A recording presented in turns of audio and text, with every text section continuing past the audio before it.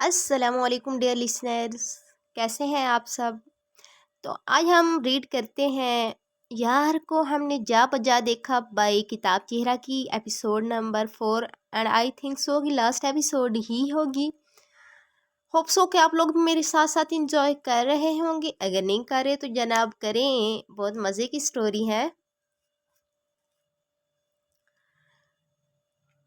چلیے سٹارٹ کرتے ہیں۔ کیا میں نے آپ کو کہیں دیکھا ہے؟ ایک خوش شکل لڑکے نے اس کے سامنے صوفے پر بیٹھتے پوچھا۔ نہیں، مختصر جواب دیتی دوبارہ موبائل کی طرف متوجہ ہو گئی۔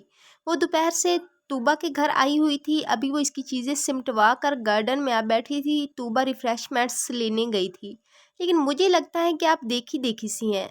وہ مصر ہوا۔ دانین نے ایک اکتاہٹ بھری نگاہ اس پر ڈالی۔ اچھا تو کیا کروں اگر آپ نے دیکھا ہے تو مطلب ہم جان پہچان کے بندے ہوئے نا؟ آنکھوں میں شرارت لیے معصومیت سے بولا۔ میں نے تو بل گیٹس کو، عمران خان کو اور زکر برگ کو بھی دیکھا ہے، کیا ان سب سے میری جان پہچان ہو گئی؟ عجیب پاگل آدمی ہو، تنگ کر بولی۔ ارے آپ تو ناراض ہو گئی، اب میرا تو کوئی قصور نہیں نا کہ یہ تینوں بیکار لوگ آپ کو نہیں جانتے۔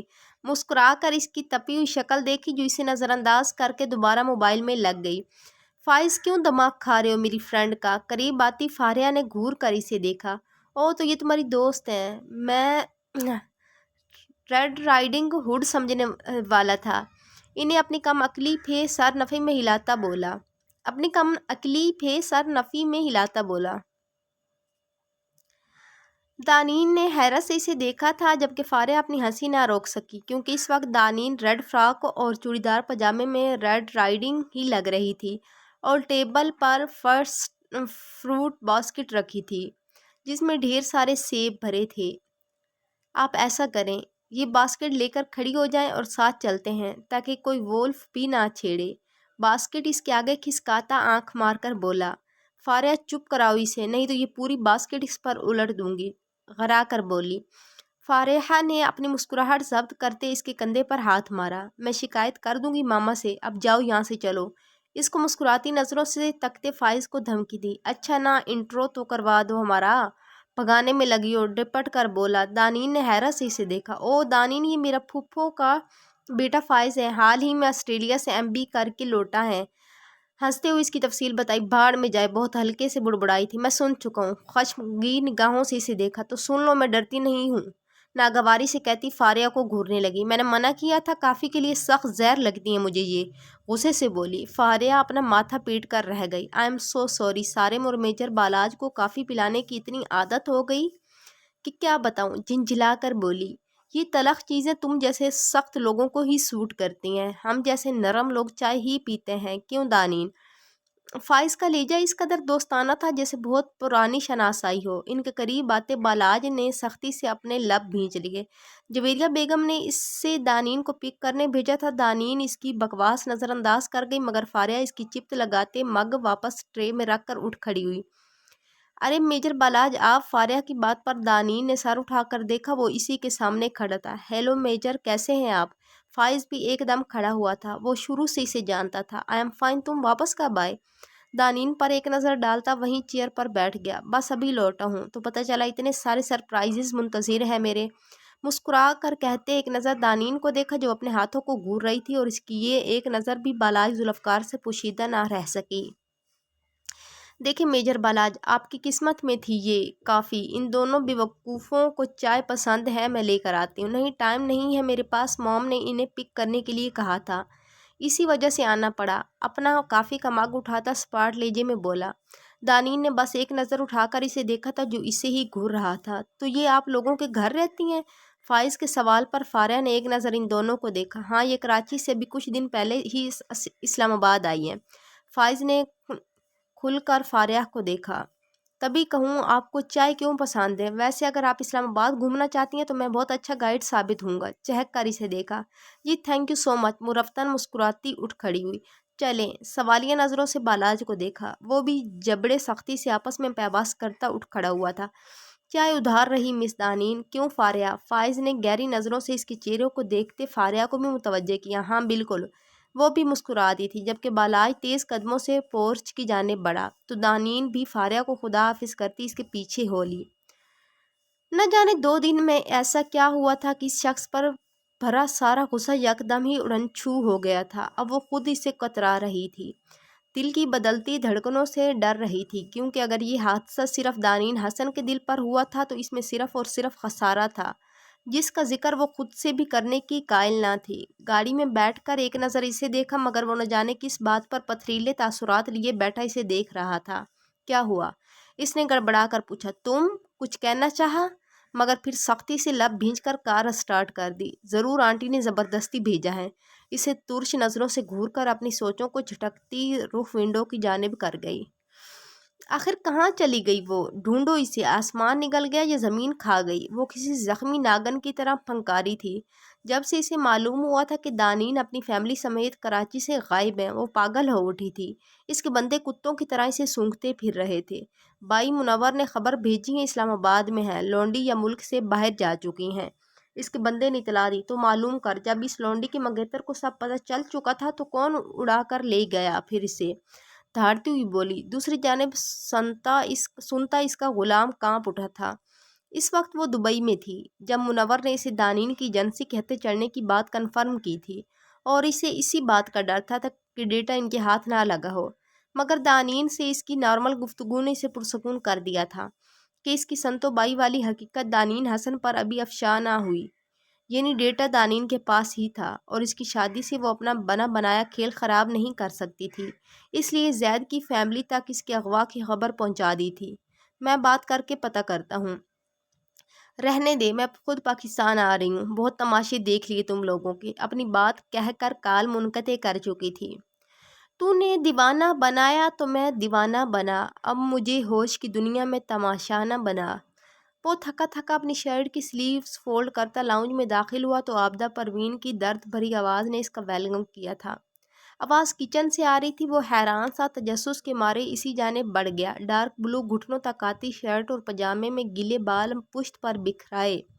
دانین حسن آئی پیڈ کا فل والیوم آن کیے خود بھی ساتھ ساتھ گنگنا رہی تھی اور باؤل تھامے کچھ مکس کر رہی تھی۔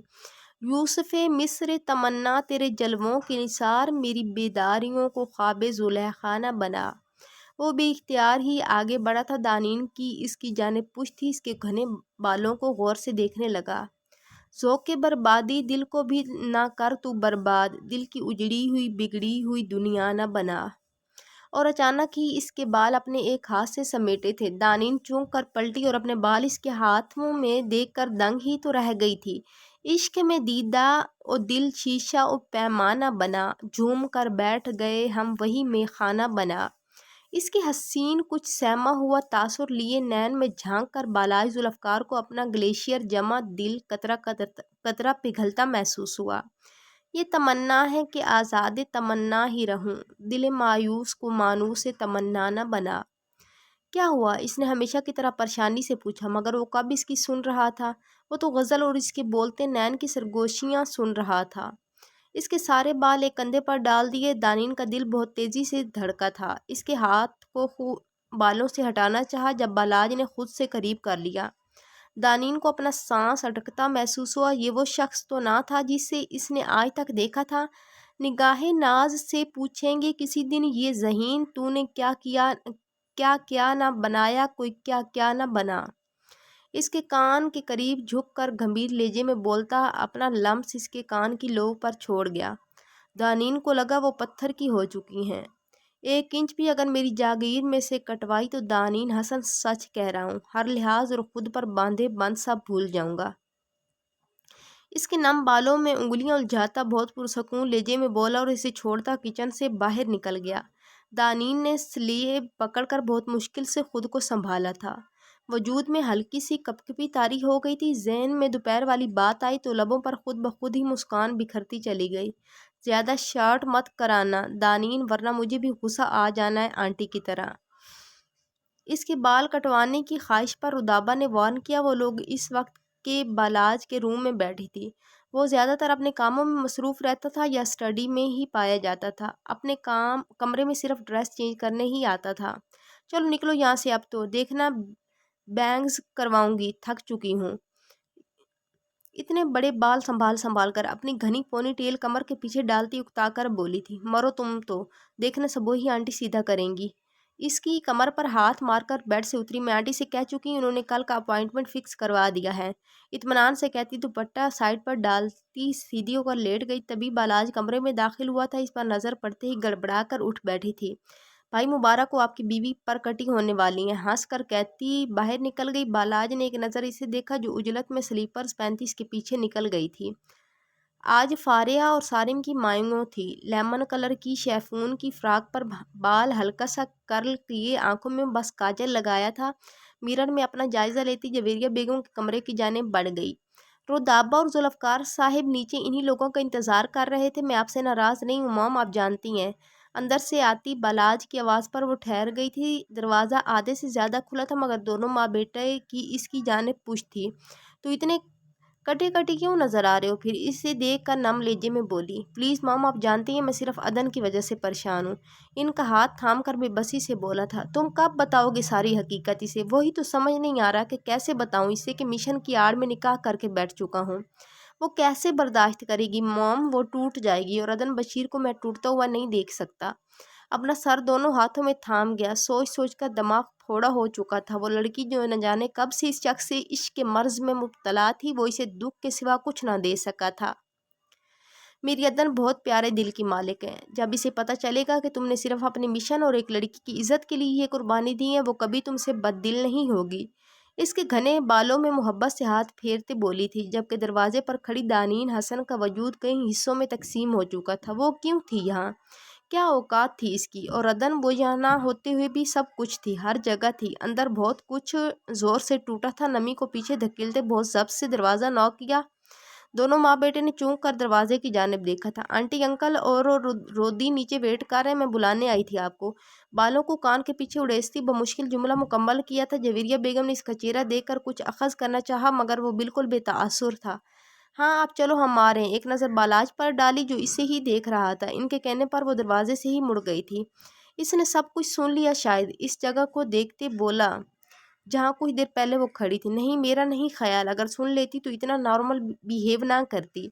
इसे और ख़ुद को मुतमईन करने की छोटी सी कोशिश की थी। बालाज ने एक नज़र माँ को देखा और गहरी सांस भरकर रह गया। चलो नीचे आओ, अब वो लोग इंतज़ार कर रहे होंगे। अपनी साड़ी का पल्लू उठाती बोली तो वो भी उठ खड़ा हुआ था। नीचे आए तो वो तीनों लाउंज में ही बैठे थे। ये तुम माँ बेटे की तैयारियाँ ही मुकम्मल नहीं हो रही थी? हद है भाई। वाइट कुर्ता शलवार में करीब आते अपने खूबरू बेटे और बीवी को देखते झंझला कर बोले, हम लड़कियां ऐवें बदनाम हैं भाई, आप भी कम वक्त नहीं लेते तैयार होने में। ग्रीन एम्ब्रॉयडर्ड और गंजा के कुर्ते पजामे में बालों को स्ट्रेट किए रिदा तपी बैठी थी। अब आप लोग खुद ही देर कर रहे हैं मुझे बातों में लगाकर। एक नज़र खामोश बैठी दानीन पर डालकर घड़ी देखी जो 8:45 बजा रही थी। हाँ चलें अब। जवेरिया बेगम के कहने पर सब साथ ही बाहर की जानिब बड़े थे। बालाज, वो और रुदाबा एक कार में थे। जवेरिया बेगम और जुल्फकार साहिब दूसरी कार में आ रहे थे। वो गाड़ी में सारा वक्त खामोश बैठी थी जबकि रुदाबा मुसलसल बालाज से बातों में लगी थी। इसने एक दो बार इसका चेहरा देखना चाहा था मगर इसका रुख विंडो की जानिब था। मैं क्यों अफसुर्दा हो रही हूँ? सही तो कह रही थी आंटी, बालाज ने मेरी इज्जत बचाने के लिए निकाह किया था। मुझे तो एहसानमंद होना चाहिए इन सब का जो हमें मुश्किल वक्त में सहारा दे दिया। गैर महसूस अंदाज में अपनी आंख का किनारा साफ करते बाहर दौड़ती भागती गाड़ियों को घूर रही थी।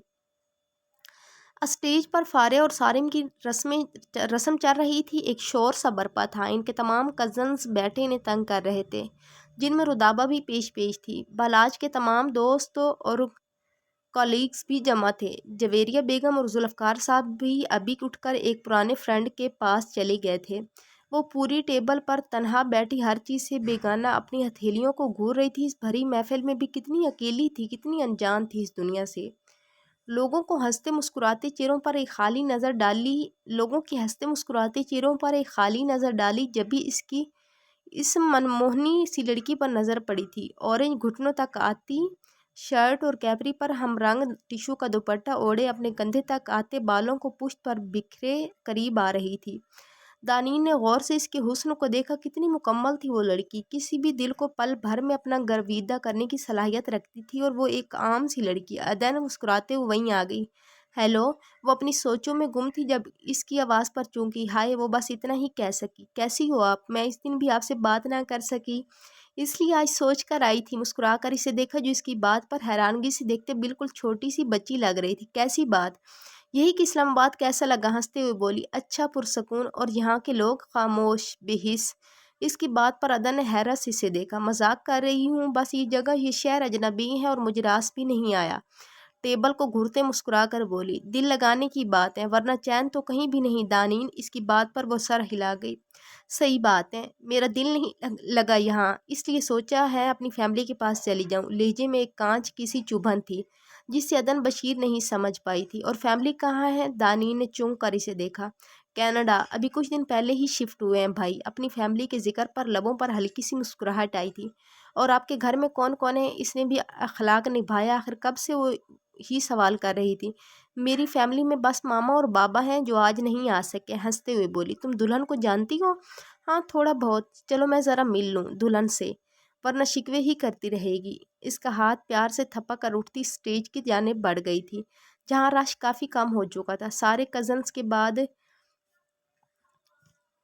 کلیگز اور دوست رسم کر رہے تھے اور وہ اپنی مقناطیسی شخصیت کے لیے سارم کے برابر میں بیٹھا کسی بات پر مسکرا رہا تھا۔ وہ فوراً نظریں پھیر گئی۔ کیا تم وہی لڑکی ہو جس سے میں نے ریڈ رائڈنگ ہوڈ کا خطاب دیا تھا؟ براؤن کرتا شلوار میں بال سلیقے سے بنائے فائز حیرت زدہ آواز میں بولا۔ اس نے ضبط سے آنکھیں بند کر کے کھولی تھی۔ Please excuse me. اس نے اٹھنا چاہا مگر فائز اس کا پرس تھام گیا۔ دانین نے دنگ نظروں سے اسے دیکھا تھا۔ پلیز، آپ تو ایسے بھاگ رہی ہیں جیسے اللہ نہ کرے مجھے کوئی موذی مرض لاحق ہو۔ ناراضگی سے بولا۔ استغفر اللہ۔ اپنا پرس جھپٹ کر بادل نخواستہ بیٹھی اور ارد گرد دیکھنے لگی۔ رودابہ نہ جانے کہاں تھی۔ دور بیٹھے شخص نے یہ منظر واضح دیکھا تھا۔ یہ آپ ہمیشہ اکیلی ہی کیوں پائی جاتی ہیں؟ اسے ادھر ادھر دیکھتے دیکھ کر پوچھا۔ تو آپ سے کس نے کہا کہ تنہائی کا فائدہ اٹھا کر چلے آئیں؟ وہ تپ کر بولی۔ ویسے ہی موڈ خراب تھا اور کچھ اس کی آمد کا بھی اثر تھا۔ او ہیلو، ایک تو کمپنی دینے آیا ہوں، کب سے اکیلی بیٹھی ہو؟ فاریہ نے بھیجا تھا مجھے کہ تمہیں بلا کر لاؤں۔ گھور کر اسے دیکھا جبکہ دانین بس نظریں گھما کر رہ گئی تھی۔ شکریہ آپ کا بہت بہت، میں یہیں ٹھیک ہوں۔ مصنوعی مسکراہٹ لبوں پر سجا کر بولی۔ مست مست دونین کھڑی ہو، نہیں تو 4 بندے بلوا لوں گا اٹھوانے کے لیے۔ ٹیبل پر ہاتھ مار کر بولا تو دانین نے حیرت سے اس کی دھمکی اور حرکت کو دیکھا تھا۔ تبھی رودابہ اور جویریہ بیگم بھی وہیں چلی آئی تھی۔ ہیلو آنٹی، کیسی ہیں آپ؟ مسکرا کر ان دونوں کو دیکھا۔ شکر فائز بھائی آپ کمپنی دے رہے ہیں اسے، ورنہ میں پریشان تھی۔ یہ اتنی دیر سے کس سے باتیں کر رہی ہوگی؟ ہنستے ہوئے جویریہ بیگم کے ساتھ ہی بیٹھ گئی۔ فائز نے کالر ہلکا سا کھڑا کر کے دانین کو دیکھا جو ان دونوں کو گھور رہی تھی۔ بیٹا فاریہ سے ملی تم؟ انہوں نے پیار سے پوچھا۔ نہیں، میں جاتے وقت مل لوں گی، اس وقت کافی رش ہے۔ مسکرا کر ٹال گئی تھی۔ پھر فائز نے بھی زیادہ اصرار نہ کیا اور تھوڑی بہت باتیں کر کے اٹھ گیا تھا۔ کل ٹائم پر آ جائیو، یہ نہ ہو کہ میں کلز کرتے کرتے پاگل ہو جاؤں۔ وہ لوگ باہر نکل رہے تھے جب سارم نے یاد دہانی کروائی تھی۔ اوکے باس، مسکرا کر کہتا ان دونوں کو لے کر باہر نکل گیا۔ جویریہ بیگم اور ذوالفقار صاحب پہلے ہی نکل چکے تھے فاریہ کی وجہ سے، اسے اتنی دیر رکنا پڑا تھا۔ پارکنگ میں پہنچے تو عدن پریشان سی اپنی ڈرائیور کے ساتھ کھڑی تھی۔ کیا بات ہے، ایسے کیوں کھڑی ہو؟ وہ لوگ بھی وہیں چلے آئے۔ وہ کار میں کچھ مسئلہ ہو گیا ہے، بس وہی چیک کر رہا ہے ڈرائیور، اسے مطمئن کرنا چاہا۔ چلو آؤ میں چھوڑ دوں۔ اس طرح کب تک ویٹ کرو گی؟ اس کی بات پر دانین نے بس ایک نظر ان دونوں پر ڈالی تھی، پھر اگلے ہی لمحے خود پر لاتعلقی کا خول چڑھا گئی۔ نہیں، پرابلم ہوگی تم لوگوں کو، خواہ مخواہ میں ڈاکٹر حماد کو بلوا لیتی ہوں۔ اس نے منع کرنا چاہا۔ کیا ہوا عدن آپی، آپ ہمارے ساتھ ہی چلیں، ہم آپ کو گھر چھوڑ دیں گے۔ رودابہ بھی چپ نہ رہ سکی۔ بالاج نے مسکرا کر عدن کو دیکھا جو کندھے اچکاتی راضی ہو گئی تھی۔ دانین نے آتے وقت کی طرح خود ہی اپنے لیے پیچھے کی جگہ منتخب کی تھی۔ عدن بھی اسی کے ساتھ بیٹھ گئی جبکہ رودابہ آگے بیٹھی تھی۔ کار سٹارٹ کرنے سے پہلے بالاج کی بیک ویو مرر میں ایک غیر ارادی نگاہ اس پر اٹھی تھی جو پورے ماحول سے بالکل لاتعلق نظر آتی تھی۔ لب بھیجتا کار سٹارٹ کر گیا۔ پورے راستے عدن اور رودابہ باتوں میں لگی رہی تھی جبکہ وہ سر درد کا بہانہ کر کے خاموش بیٹھی تھی۔ ویسے بہت غلط بات ہے دانین، کراچی سے آئی ہیں، تم لوگوں کو اس سے اسلام آباد تو گھمانا چاہیے تھا، تبھی تو اس کا دل بھر گیا اس شہر سے۔ عدن نے گھور کر دونوں بہن بھائی کو دیکھا۔ رودابہ زور سے ہنسی تھی جبکہ وہ سختی سے لب بھیج گیا۔ یہ کراچی کی لڑکی ہیں عدن آپی، سے جگہ جگہ درجن بھر لوگ پسند ہیں، یہ پرسکون شہر اسی لیے پسند نہیں آیا۔ دانین کو گھورتے پھر ہنس پڑی۔ دانین اگر یہ بات ہے تو کینیڈا بھی آبادی کے لحاظ سے اتنا بڑا نہیں جو تم وہاں جانے کا سوچ رہی ہو۔ وہ مسکرا کر بولی۔ تبھی کار کے ٹائرز چرچرا کر رکے تھے۔ دانین کا دل دھک سے رہ گیا تھا۔ بس ایک نظر بیک ویو مرر میں ڈالی تھی مگر بالاج کی نظریں ونڈو سکرین پر تھی۔ کیا ہوا اچانک؟ عدن فکر مندی سے بولی۔ نتھنگ۔ اسٹیئرنگ پر گرفت مضبوط کرتا دوبارہ کار سٹارٹ کر گیا جبھی دو جیپیں مخالف سمت سے آ کر کار کا راستہ روک گئی۔ بالاج ایک دم الرٹ ہوا تھا۔ کار ریورس کرنی چاہیے مگر پیچھے بھی ایک جیپ کھڑی تھی۔ بھائی کون ہیں یہ لوگ؟ رودابا نے جیپ سے اترتے اسلحہ سے لیس آدمیوں کو دیکھ کر پوچھا۔ کون ہے یہ لوگ؟ بالاج ہمارا راستہ کیوں روکا انہوں نے؟ عدن کی حالت بھی اس سے مختلف نہ تھی جبکہ دانین بالکل زرد پڑ چکی تھی۔ ذہن میں چند گھنٹے پہلے آئی سنتو بائی کی کال پر کی گئی باتیں گونج رہی تھی۔ ہیلو، کیوں فون کیا ہے مجھے؟ گانوں کے شور سے نکل کر پرسکون گوشے میں آ گئی تھی۔ کیا مطلب بیٹا؟ میں کال نہیں کر سکتی آپ کو؟ لہجے میں مٹھاس گھول کر بولی۔ تم جیسی گھٹیا عورت کی ایک ایک بات جان گئی ہوں میں، سمجھ آئی؟ چیخ کر بولی۔ دوسری جانب چند پل خاموش رہی پھر ایک بےہودہ کینکا گونجا تھا۔ چل کمینی، تو جان ہی گئی ہے میرے بارے میں نفرت ہے مجھے تجھ جیسی مکروہ عورت سے جو عورت کے نام پر دھبا ہو۔ دانین کا بس نہیں چل رہا تھا۔ اس کا ریشہ ریشہ الگ کر دے، بند کر اپنی بکواس اور وہ ڈیٹا میرے حوالے کر دے نہیں تو حشر بگاڑ دوں گی تیرا۔ اس کی بات پر دھاڑ اٹھا۔ اس ڈیٹا کو تو میں کب کا ڈسٹروائے کر چکی۔ ڈھونڈ سکتی ہیں تو ڈھونڈ لے، طنزیہ لہجے میں کہتی سنتو بائی کو پاگل کر گئی تھی۔ میں جان سے مار دوں گی کمینی تجھے، دیکھ اب تیری ویڈیو بنے گی ان لونڈیوں کے بدلے۔ اس سے فحاش گالیاں بک رہی تھی مگر دانین کال کاٹ کر موبائل آف کر گئی۔ اس سے فاحشہ کو سننے کی ہمت نہ تھی اس میں مگر اسے نہیں معلوم تھا کہ وہ کس عذاب کو اپنے سر پر مسلط کر چکی ہیں۔ دانین، بالاج کی گرجدار آواز پر وہ ایک دم حال میں لوٹی۔ تمہاری بات ہوئی تھی اس عورت سے؟ سخت لہجے میں پوچھا کیونکہ ہیڈ کوارٹر سے سنتو بائی کی پاکستان آمد کی خبر مل چکی تھی۔ دانین نے سیم کر اسے دیکھا اور سر اس بات میں ہلا دیا۔ ڈیم اٹ، زور سے اسٹیئرنگ پر ہاتھ مار کر کسی کو میسج کر رہا تھا جبکہ عدن نے ناسمجھی سے یہ سب دیکھ رہی تھی۔ کیا کہا تھا اس نے؟ اس کے زرد پڑتے چہرے کو دیکھا۔ وہ ڈیٹا کا پوچھ رہی تھی۔ میں نے کہا وہ ڈسٹروائے کر دیا میں نے، سیم کر بولی۔ دل بری طرح دھڑک رہا تھا۔ بالاج کتنے ہی پل بے یقینی سے اسے دیکھتا رہ گیا۔ بہت جینیس ہیں آپ دانین، حسن طنز کرتا گن لوڈ کرنے لگا۔ وہ تینوں خوف سے کار کے چاروں طرف گن تانے آدمیوں کو دیکھ رہی تھی جب ایک نے بالاج کی طرف کا شیشہ بجایا۔ نہیں بھائی پلیز مت کھولیں اسے۔ شیشہ کھولتے دیکھ رودابا اس کا ہاتھ تھام گئی مگر اس نے اس کے ہاتھ پر اپنا ہاتھ رکھ کر تسلی دی اور شیشہ کھول دیا۔ کیا مسئلہ ہے؟ ہمارا راستہ کیوں روکا ہے؟ ناگواری سے بولا۔ جب تک یہ تینوں ساتھ تھی وہ کچھ نہیں کر سکتا تھا۔ دیکھ ہمیں بس یہ پیچھے بیٹھی لونڈیا چاہیے، شرافت سے اسے ہمارے حوالے کر دے۔ اسلحہ بردار کی بات پر عدن اور رودابا نے بے یقینی سے اسے پھر دانین کے لٹھے کی طرح سفید چہرے کو دیکھا جو بس ڈرائیونگ سیٹ پر بیٹھے بالاج کو دیکھ رہی تھی۔ کیا بکواس کر رہا ہے؟ ہاں ہو کون تم لوگ؟ وہ دھاڑ اٹھا۔ او زیادہ ہیرو بننا نا، یہی ساری گولیاں تجھ میں اتار دیں گے اور پھر ایک کی بجائے 3 لے کر جائیں گے۔ اس کے سینے پر گن رکھ کر تینوں پر نظر ڈالی۔ ان تینوں کی چیخیں نکل گئی تھی۔ ٹھیک ہے تم اس کو لے جاؤ اور ہمیں جانے دو۔ چند لمحے بعد بالاج کی آواز کار میں گونجی تھی۔ یہ کیا کہہ رہے تم لوگ پاگل ہو گئے ہو؟ عدن ایک دم ہوش میں آئی تھی۔ بھائی یہ کیا کہہ رہے ہیں آپ؟ وہ دونوں ہی سکتے کی کیفیت میں تھی جب ہی اس نے دانین کی سائیڈ کا لاک کھول کر ایک نظر اسے دیکھا جو پتھرائی ہوئی نظروں سے اسے دیکھ رہی تھی۔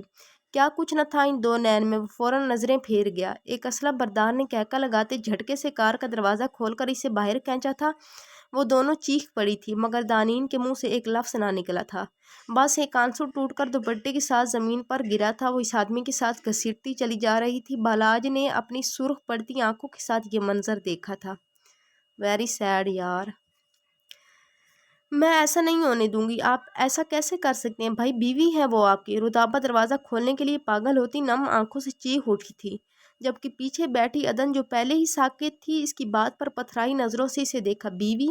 بہت ہلکے سے اس کے لب ہلے تھے اور ایک آنسو ٹوٹ کر گال پر پھسل گیا۔ تبھی اس نے گاڑی سٹارٹ کر کے ریورس کی۔ پیچھے سے اب جیپ ہٹ چکی تھی۔ شش رودی، غور سے سنو میری بات۔ میں گاڑی سے جیسے ہی نکلوں تم نے ڈرائیونگ سیٹ سنبھالنی ہے اور بغیر رکے فل سپیڈ میں فوراً اس ایریا سے کار نکالنی ہے، سمجھ آئی؟ ڈیش بورڈ سے موبائل اٹھا کر اس کی حواس باختہ شکل دے کر بولا۔ ایک نظر ساکت بیٹھی عدن پر ڈالی اور چلتی کار سے جمپ لگا دی جس کی وجہ سے لڑک کر دور روڈ پر گرا تھا۔ وہ جیپیں ایک ایک کر کے نکل رہی تھی جب ہی بالاج نے دانین والی جیپ کے مضبوط ٹائر پر فائر کھول دی جبکہ دوسری جانب بھی فائر کھل چکی تھی۔ وہ فوراً روڈ کے اطراف بنے درخت میں چھپ کر تیزی سے آگے بڑھتا فائر کر رہا تھا۔ اس کتے نے ڈبل گیم کھیلا ہے ہمارے ساتھ، پکڑو سالے کو اور ان دونوں لونڈیوں کو بھی اٹھا لو۔ فائرنگ سے بچتا وہ آدمی فون پر اپنے ساتھی سے مخاطب تھا۔ اس کی بات پر سن بیٹھی دانین نے چونک کر اسے دیکھا جو ونڈو کی سائیڈ سے اپنے ساتھیوں کے ساتھ فائرنگ کر رہا تھا۔ تم نے مجھے اکیلا نہیں چھوڑا، دل کی دنیا میں ایک خوش کن احساس سرایت کر گیا۔ جیپ کے باہر نظر دوڑائی، سڑک کے دونوں طرف گھنا جنگل تھا اور اس کی رکھوالی کے لیے ایک آدمی کو کھڑا کیا ہوا تھا۔ جیپ میں ادھر ادھر نظریں دوڑائی، جب اس کی نظر ٹول باکس پر پڑی، اسے کھول کر چھوٹا سا ہتھوڑا نکالا اور مڑ کر اسے دیکھا۔ یا اللہ پلیز میری مدد کر۔ اپنے نم گال رگڑ کر تھوڑا آگے جھکی اور پوری قوت سے وہ ہتھوڑا اس کے سر پر دے مارا۔ وہ ایک دم درد سے کرا کر چیخا تھا۔ اس نے مڑ کر دیکھا، دو آدمی اس جانب دوڑتے ہوئے آ رہے تھے۔ بس اسی وقت دانین حسن جیپ سے کودی اور اندھا دھند جنگل کی طرف بھاگنے لگی۔ باس لڑکی ماجد کو زخمی کر کے جنگل کی طرف بھاگ گئی ہیں، ایک ساتھی چیخ کر بولا تھا جس کی آواز بالاج نے بھی بخوبی سنی تھی۔ شاباش میری شیرنی۔ لبوں پر ایک ہلکی سی مسکراہٹ آئی تھی۔ اب آدھے بندے بالاج کے جبکہ باقی دانین کے پیچھے تھے۔ دونوں گنز میں گولیاں چیک کی اور اوور لوڈ کر کے سڑک پر نکلتا دوبارہ فائر شروع کر چکا تھا۔ بابا دانین کو وہ لوگ لے گئے، بھائی بھی ادھر ہیں۔ رودابہ باپ کے سینے سے لگی سسک رہی تھی۔ وہ دونوں ابھی گھر پہنچی تھی۔ سارم اپنی ٹیم کے ساتھ بالاج کے میسج پر ہی روانہ ہو چکا تھا۔ بس میرا بیٹا آپ کا بھائی انشاءاللہ اسے صحیح سلامت گھر لے آئے گا۔ اس کے بالوں میں بوسہ دیتے محبت سے بولے۔ عدن کونے میں خاموش بیٹھی تھی، وہ تو بس اپنا وجود یہاں تک گھسیٹ کر لائی تھی۔ اس کی روح تو اسے سڑک پر کھینچ لی گئی تھی۔ کتنا مشکل تھا اپنی موت کا غم دوسروں سے چھپانا۔ وہ کس طرح اپنی ذات کو اکٹھا کر کے بیٹھی تھی، وہ یا اس کا رب جانتا تھا۔ بس عدن بیٹا پانی پی لو پلیز۔ جویریہ بیگم اس کی زرد پڑتی شکل دیکھ کر بولی۔ اس نے چونک کر سر اٹھایا۔ نہیں مجھے گھر جانا ہے، لرزتی آواز میں بس اتنا ہی کہہ سکی۔ انہوں نے فکر مندی سے اسے دیکھا، وہ فوزیہ کو کال کر کے بلوا چکی تھی۔ ہاں بیٹا میں نے بلوا لیا ہے، تم ریلیکس ہو جاؤ، سب ٹھیک ہو جائے گا۔ اس کا ہاتھ تھپک کر بولی۔ وہ خاموشی سے سر جھکا گئی تھی۔ تبھی حماد اور فوزیہ بیگم چلے آئے۔ عدن ٹھیک ہو نا میری بیٹی؟ دوڑتی ہوئی اس کے پاس آئی اور اپنے سینے سے لگا گئی۔ آخر کو ان کی اکلوتی اولاد تھی۔ ماما مجھے گھر لے چلیں۔ نم آنکھوں سے انہیں دیکھا۔ ڈاکٹر حماد بھی ساتھ ہی کھڑے تھے۔ کچھ اپ ڈیٹس آئی وہاں سے انکل؟ نہیں بیٹا، بالاج سے بھی رابطہ نہیں ہو پا رہا ابھی تک۔ جس روڈ پر یہ حادثہ پیش آیا تھا وہاں سے ابھی بس چند گنڈوں کی لاشیں ملی ہیں، جبکہ دانین اور اس کا کچھ پتہ نہیں۔ وہ تفصیلاً اسے بتا رہے تھے۔ ٹھیک ہے انکل، پلیز انفارم کرتے رہیے گا۔ مامی آپ عدن کو لے کر باہر آ جائیں۔ ڈاکٹر حماد نے اس کی زرد پڑتی شکل کو دیکھ کر بات مختصر کر دی تھی۔ پورا راستہ خاموشی سے کٹا تھا اور گھر آتے ہی بغیر کسی کی جانب دیکھے سیدھا اپنے کمرے میں چلی گئی تھی۔ اس وقت وہ بس تنہائی چاہتی تھی جس میں صرف وہ ہو اور اس کا اجڑا ہوا دل۔ وہ اندھیرے گھنے جنگل میں بھاگتے بھاگتے ہانپتی ہوئی ایک گھنے درخت کی آڑ میں ڈھیر ہو گئی۔ پاؤں میں درد کی ایک تیز لہر اٹھی تھی۔ بھاگتے ہوئے نہ جانے کہاں سے ٹکرایا تھا۔ اب انگوٹھے سے خون رس رہا تھا۔ 3 سے 4 آدمی کتوں کی طرح اس کو سونگھتے پھر رہے تھے۔ ڈھونڈ اس کمینی کو، نہیں تو کچا کھا جائے گی سنتو بائی ہمیں۔ آواز قریب سے ہی آئی تھی۔ اس نے ذرا سا سر نکال کر دیکھا، 2 آدمی اسی درخت کے پیچھے کھڑے تھے۔ وہ جلدی سے کھسک کر سائیڈ میں ہوئی مگر زخمی پاؤں پتھر سے ٹکرا گیا۔ آہ! اپنے منہ پر سختی سے ہاتھ جما کر اپنی سسکی روکی۔ تکلیف سے آنسو نکل پڑے تھے۔ او دیکھ، اس درخت کے پیچھے سے آواز آئی ہے، کوئی ہے وہاں۔ وہ لوگ فوراً اس کی طرف متوجہ ہوئے تھے۔ دانین کی وہیں سانس اٹک گئی۔ یا اللہ مدد کر، شدت سے اپنے رب سے دعا مانگی تھی۔ ان کے قدموں کی آہٹ بہت قریب سے آ رہی تھی۔ اس کی آنکھوں سے آنسو تیزی سے گرنے لگے۔ یا اللہ بالاج کو بھیج دے۔ اوئے وہاں کیا کر رہے ہو حرام خورو، ادھر آؤ، لونڈے کی جوتی ملی ہے بھائی کو۔ ایک ساتھی بھاگتا ہوا آیا تھا۔ ان دونوں کے قدم وہیں ٹھہر گئے۔ چلو یہاں سے پاس بلا رہے ہیں۔ اس آدمی کی آواز کے بعد ان کے قدم دور جاتے محسوس ہوئے تو اس نے ہلکا سا جھانک کر دیکھا، وہ لوگ اب وہاں نہیں تھے۔ سکون کا سانس خارج کرتی درخت سے ٹیک لگا گئی۔ پاؤں کی تکلیف سے اب پوری ٹانگ سن ہونے لگی تھی۔ کہاں ڈھونڈوں اس لڑکی کو اب؟ گھنے جنگل کی چاروں طرف نظر دوڑاتا اپنا سر تھام گیا۔ کافی دیر سے اسے ڈھونڈ رہا تھا۔ دانین گنڈوں کی موجودگی کی پرواہ کیے بغیر وہ دھاڑ اٹھا تھا۔ دانین کہاں ہو؟ تیز تیز چلتا ارد گرد اس کا وجود تلاش رہا تھا، مگر ہر طرف درخت اور جھاڑیاں تھی۔ دانین کو اپنے نام کی پکار محسوس ہوئی تو ایک دم چونک کر اٹھ بیٹھے، اسے لگا شاید اس کا وہم ہو۔ دانین! مگر اب اس کی بات غور سے سنا، آواز کافی دور سے آ رہی تھی۔ وہ ایک دم خوشی سے اٹھنے لگی، مگر پاؤں کی تکلیف نے اسے وہیں بٹھا دیا۔ آہ! میں یہاں ہوں! پاؤں پکڑ کر زور سے چیخی۔ بالاج میں یہاں ہوں! روتے ہوئے پوری جان لگا کر پکارا، تبھی کسی نے اس کے بالوں کو پیچھے سے دبوچ لیا۔ او ہو! تو بلبل یہاں چھپی بیٹھی ہے! الٹے ہاتھ کا تھپڑ مار کر اسے کھڑا کیا۔ اس کی چیخ نکل گئی۔ بالاج اس کی آواز پر فوراً متوجہ ہوا تھا۔ دانین تیزی سے آواز کی سمت بھاگا۔ چھوڑو مجھے! وہ لوگ تڑپتی ہوئی دانین کو گھسیٹتے ہوئے لے جا رہے تھے جب اچانک ہی کوئی جمپ لگا کر سامنے آیا تھا اور اپنا سر پوری طاقت سے ایک آدمی کے منہ پر دے مارا۔ وہ تڑپ کر دور ہوا۔ بالاج! دانین کے لبوں سے بس اتنا ہی نکلا تھا، آنکھوں میں تشکر کے آنسو بھر گئے۔ کمینے! تو مرا نہیں اب تک؟ دوسرے آدمی نے دانین کو پھینک کر اس پر اٹیک کیا، جسے اس نے بڑی آسانی سے ناکام بنا دیا اور چند ہی لمحوں میں دونوں کو مار مار کر ادھموا کر چکا تھا۔ آستین جھٹک کر دانین کے پاس آیا، جو آنکھوں میں آنسو لیے بیٹھی تھی۔ تم ٹھیک ہو؟ پیار سے اس کے گال پر ہاتھ رکھا، مگر وہ روتے نفی میں سر ہلا گئی۔ کیا ہوا ہے؟ بتاؤ مجھے۔ چہرے پر آئے بال کان کے پیچھے کیے، ہونٹ سے خون رس رہا تھا۔ بالاج نے سختی سے لب بھینچ لیے۔ میرا پاؤں میں درد ہو رہا ہے۔ روتے ہوئے پاؤں کی طرف اشارہ کیا۔ بالاج نے فوراً اس کا پاؤں دیکھا، جس کا انگوٹھا خون میں تر ہو رہا تھا۔ او نو! کیا کیا یہ تم نے؟ پاؤں پکڑ کر اس کا جائزہ لے رہا تھا۔ میں نے نہیں کیا۔ جب تم چلے گئے تھے مجھے چھوڑ کر، مجھے خود ہی بھاگنا پڑا، اس لیے لگی ہے۔ نم آنکھوں میں غصہ لیے اسے دیکھ کر بولی۔ میں نہیں گیا تھا، سمجھ آئی؟ جیب سے رومال نکال کر پہلے اس کے ہونٹ کا خون صاف کیا، پھر اسی سے اس کا انگوٹھا باندھنے لگا۔ کیا کر رہے ہو؟ تکلیف ہو رہی ہے؟ خفگی سے پاؤں دور کرنا چاہا۔ بس تھوڑا سا درد ہوگا، دانین تنگ مت کرو۔ گھور کر اس کا پاؤں پکڑا اور رومال لپیٹ دیا۔ ہم کیسے نکلیں گے یہاں سے؟ اس کے رومال لپیٹتے ہی اپنا پاؤں گھسیٹ لیا۔ اس وقت تو ناممکن ہے، صبح ہی کچھ ہو سکتا ہے۔ ایک گہری سانس بھر کر کھڑا ہو گیا۔ دانین نے ناسمجھی سے اسے دیکھا۔ اٹھو، یہاں نہیں بیٹھ سکتے، کسی محفوظ مقام پر جانا ہوگا۔ اس کے آگے اپنا مضبوط ہاتھ پھیلایا۔ دانین نے ایک نظر اس کے ہاتھ پر ڈالی، مگر نظر انداز کر کے خود کھڑی ہونے لگی۔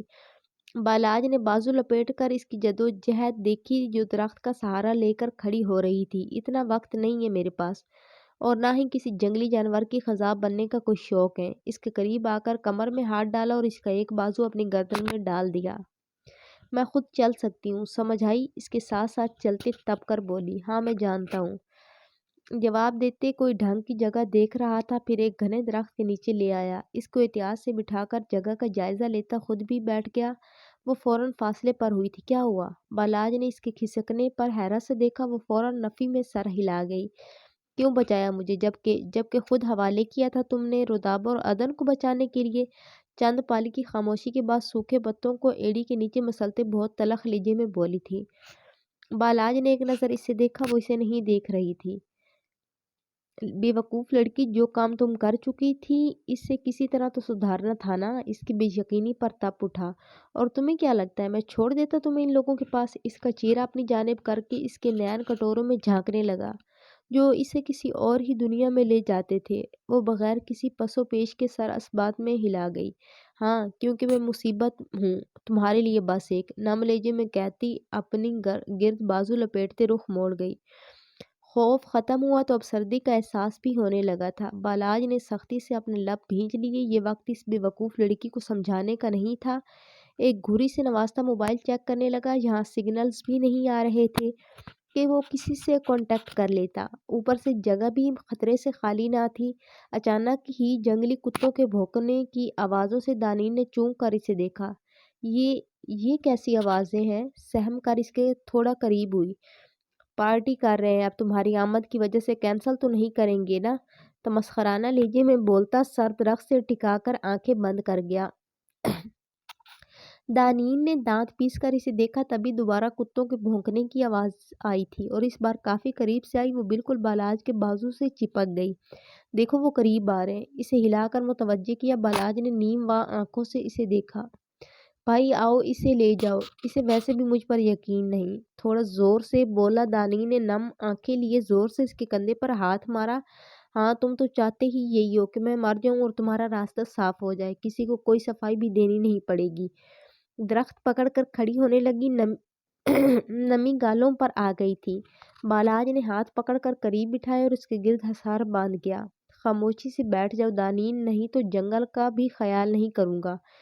اس کے بالوں میں منہ چھپاتے گمبھیر لہجے میں بولا۔ وہ یکدم مزاحمت ترک کرتی ساکت ہو گئی۔ چھوڑو مجھے، یکدم گھبرا کر دھڑکتے دل کے ساتھ اس کے سار توڑنا چاہا۔ صبح ہونے میں 2 گھنٹے ہیں، ابھی سو جاؤ۔ اس کا سر اپنے کندھے پر رکھ کر لبوں پر انگلی رکھ گیا۔ وہ دنگ سی سے دیکھ رہی تھی۔ آنکھیں بند کرو، ڈپٹ کر بولا۔ وہ فوراً آنکھیں بند کر گئی۔ دل خوف اور اس شخص کی قربت پر اتنی تیزی سے دھڑک رہا تھا جیسے ابھی باہر آ جائے گا۔ بالاج بھی ٹھیک ٹیک لگاتا اس کی لرزتی پلکوں کو دیکھنے لگا جو صرف اس کی دھمکی پر بند تھی، اس کے ایک ایک نقش کو ازبر کر رہا تھا۔ درد کی وجہ سے وہ تھوڑی ہی دیر میں نیند میں چلی گئی تھی، جبکہ وہ ایک گہری سانس بھرتا صبح ہونے کا انتظار کرنے لگا، کیونکہ اس کا سونا ناممکن تھا اب۔ کہاں ہے وہ کمینی، جواب دے۔ ایک زوردار تھپڑ مار کر اس سے گریباں سے پکڑا۔ بھائی وہ جنگل میں بھاگ گئی تھی، میرے بندے اسے ڈھونڈ رہے ہیں، نظریں نیچی کیے جواب دیا۔ ایک لڑکی تم لوگوں سے سنبھالی نہیں گئی کمینوں، وہ غصے سے پاگل ہو رہی تھی۔ بھائی وہ اکیلی نہیں تھی، ایک لڑکا بھی ساتھ ہے اب اس کے، جس نے ہمیں اپنے میں لگایا تھا، اس کے پاس گن بھی تھی۔ دوسرا بندہ جلدی سے بولا۔ تو ہجڑو، تمہارے پاس بھی تو گن تھی، کیوں ختم نہیں کیا اسے؟ شراب سے بھرا گلاس دیوار پر دے مارا۔ دانین حسن اس کے لیے کانٹا بن چکی تھی جو کسی طور نہیں نکل رہی تھی۔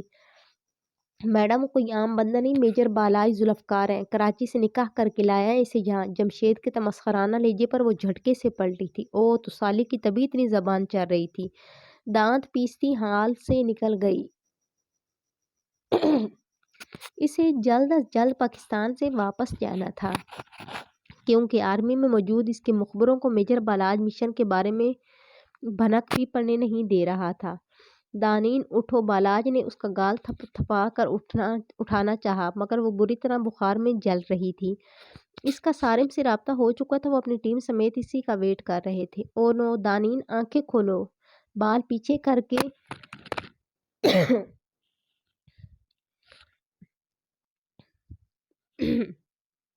بال پیچھے کر کے دھوپ کی تیز روشنی میں اس کے منموہنے چہرے کو دیکھنے لگا جو بخار کی وجہ سے ہلکا ہلکا سرخ ہو رہا تھا۔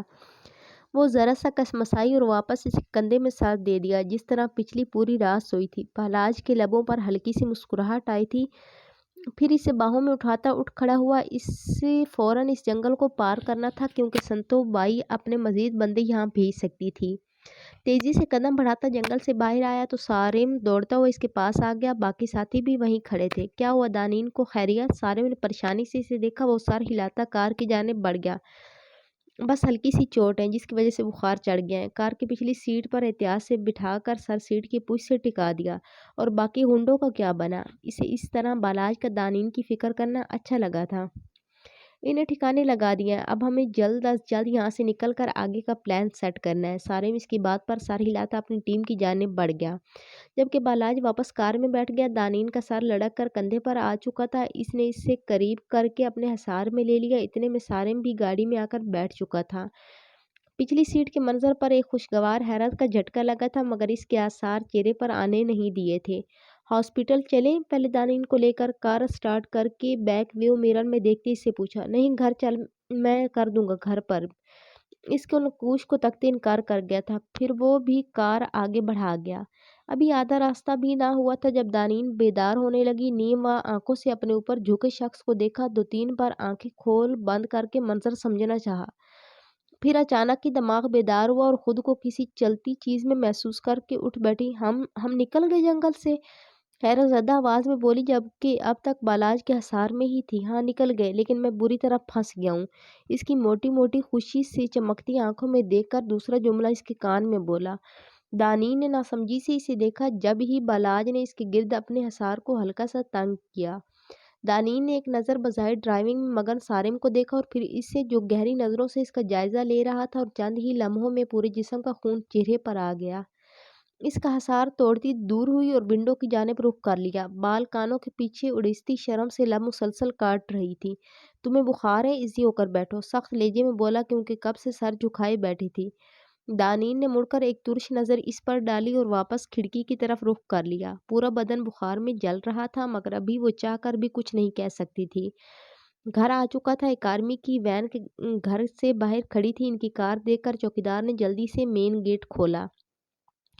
پورچ میں گاڑی رکتے ہی تیزی سے لاک کھول کر اترنے لگی۔ دانین بالاج کی سخت آواز میں تنبیہ پر لب کاٹتے کار سے اترنا چاہا مگر ایسا لگا پوری ٹانگ سن ہو چکی ہو۔ بالاج گھوم کر اس کی طرف آیا اور اس کا بازو اپنی گردن کے گرد ڈال کر چلنے لگا۔ دانین نے ایک نظر اسے دیکھا پھر فوراً نظر جھکا گئی۔ سارم بھی انہی کے ساتھ گھر میں داخل ہوا تھا۔ بالاج، دانین، وہ تینوں لاؤنج میں ہی بیٹھے تھے۔ انہیں دیکھ کر فوراً اٹھ کھڑے ہوئے۔ بالاج نے لا کر اسے صوفے پر بٹھا دیا۔ میری بچی، جویریہ بیگم اسے گلے سے لگا کر رو پڑی۔ میری جان، تمہیں کچھ ہو جاتا تو میں کیا جواب دیتی سبوہی کو؟ اس کا ماتھا چوم کر شرمندگی سے بولی۔ پلیز آنٹی آپ مت روئیں، میں ٹھیک ہوں۔ ان کے آنسو صاف کرتے ہوئے بولی۔ یہ پاؤں پر کیا ہوا؟ پاؤں پر لپٹا کپڑا دیکھ کر بولی۔ کچھ نہیں آنٹی، بس چھوٹی سی چوٹ ہے۔ ان کی فکر مندی پر مسکرا دی تھی۔ بالاج نے بس ایک نظر اس پر ڈالی تھی۔ نہیں بیٹا، بخار ہو رہا ہے، چلو روم میں آرام کرو اب۔ نینی، تم نے تو جان ہی نکال دی تھی کل میری، اس کے گلے لا کر نم لہجے میں بولی۔ بالاج، آخر کب تک وہ عورت دندناتی پھرے گی؟ ذوالفقار صاحب کو رہ رہ کر غصہ آ رہا تھا اس عورت کی اس عمل پر۔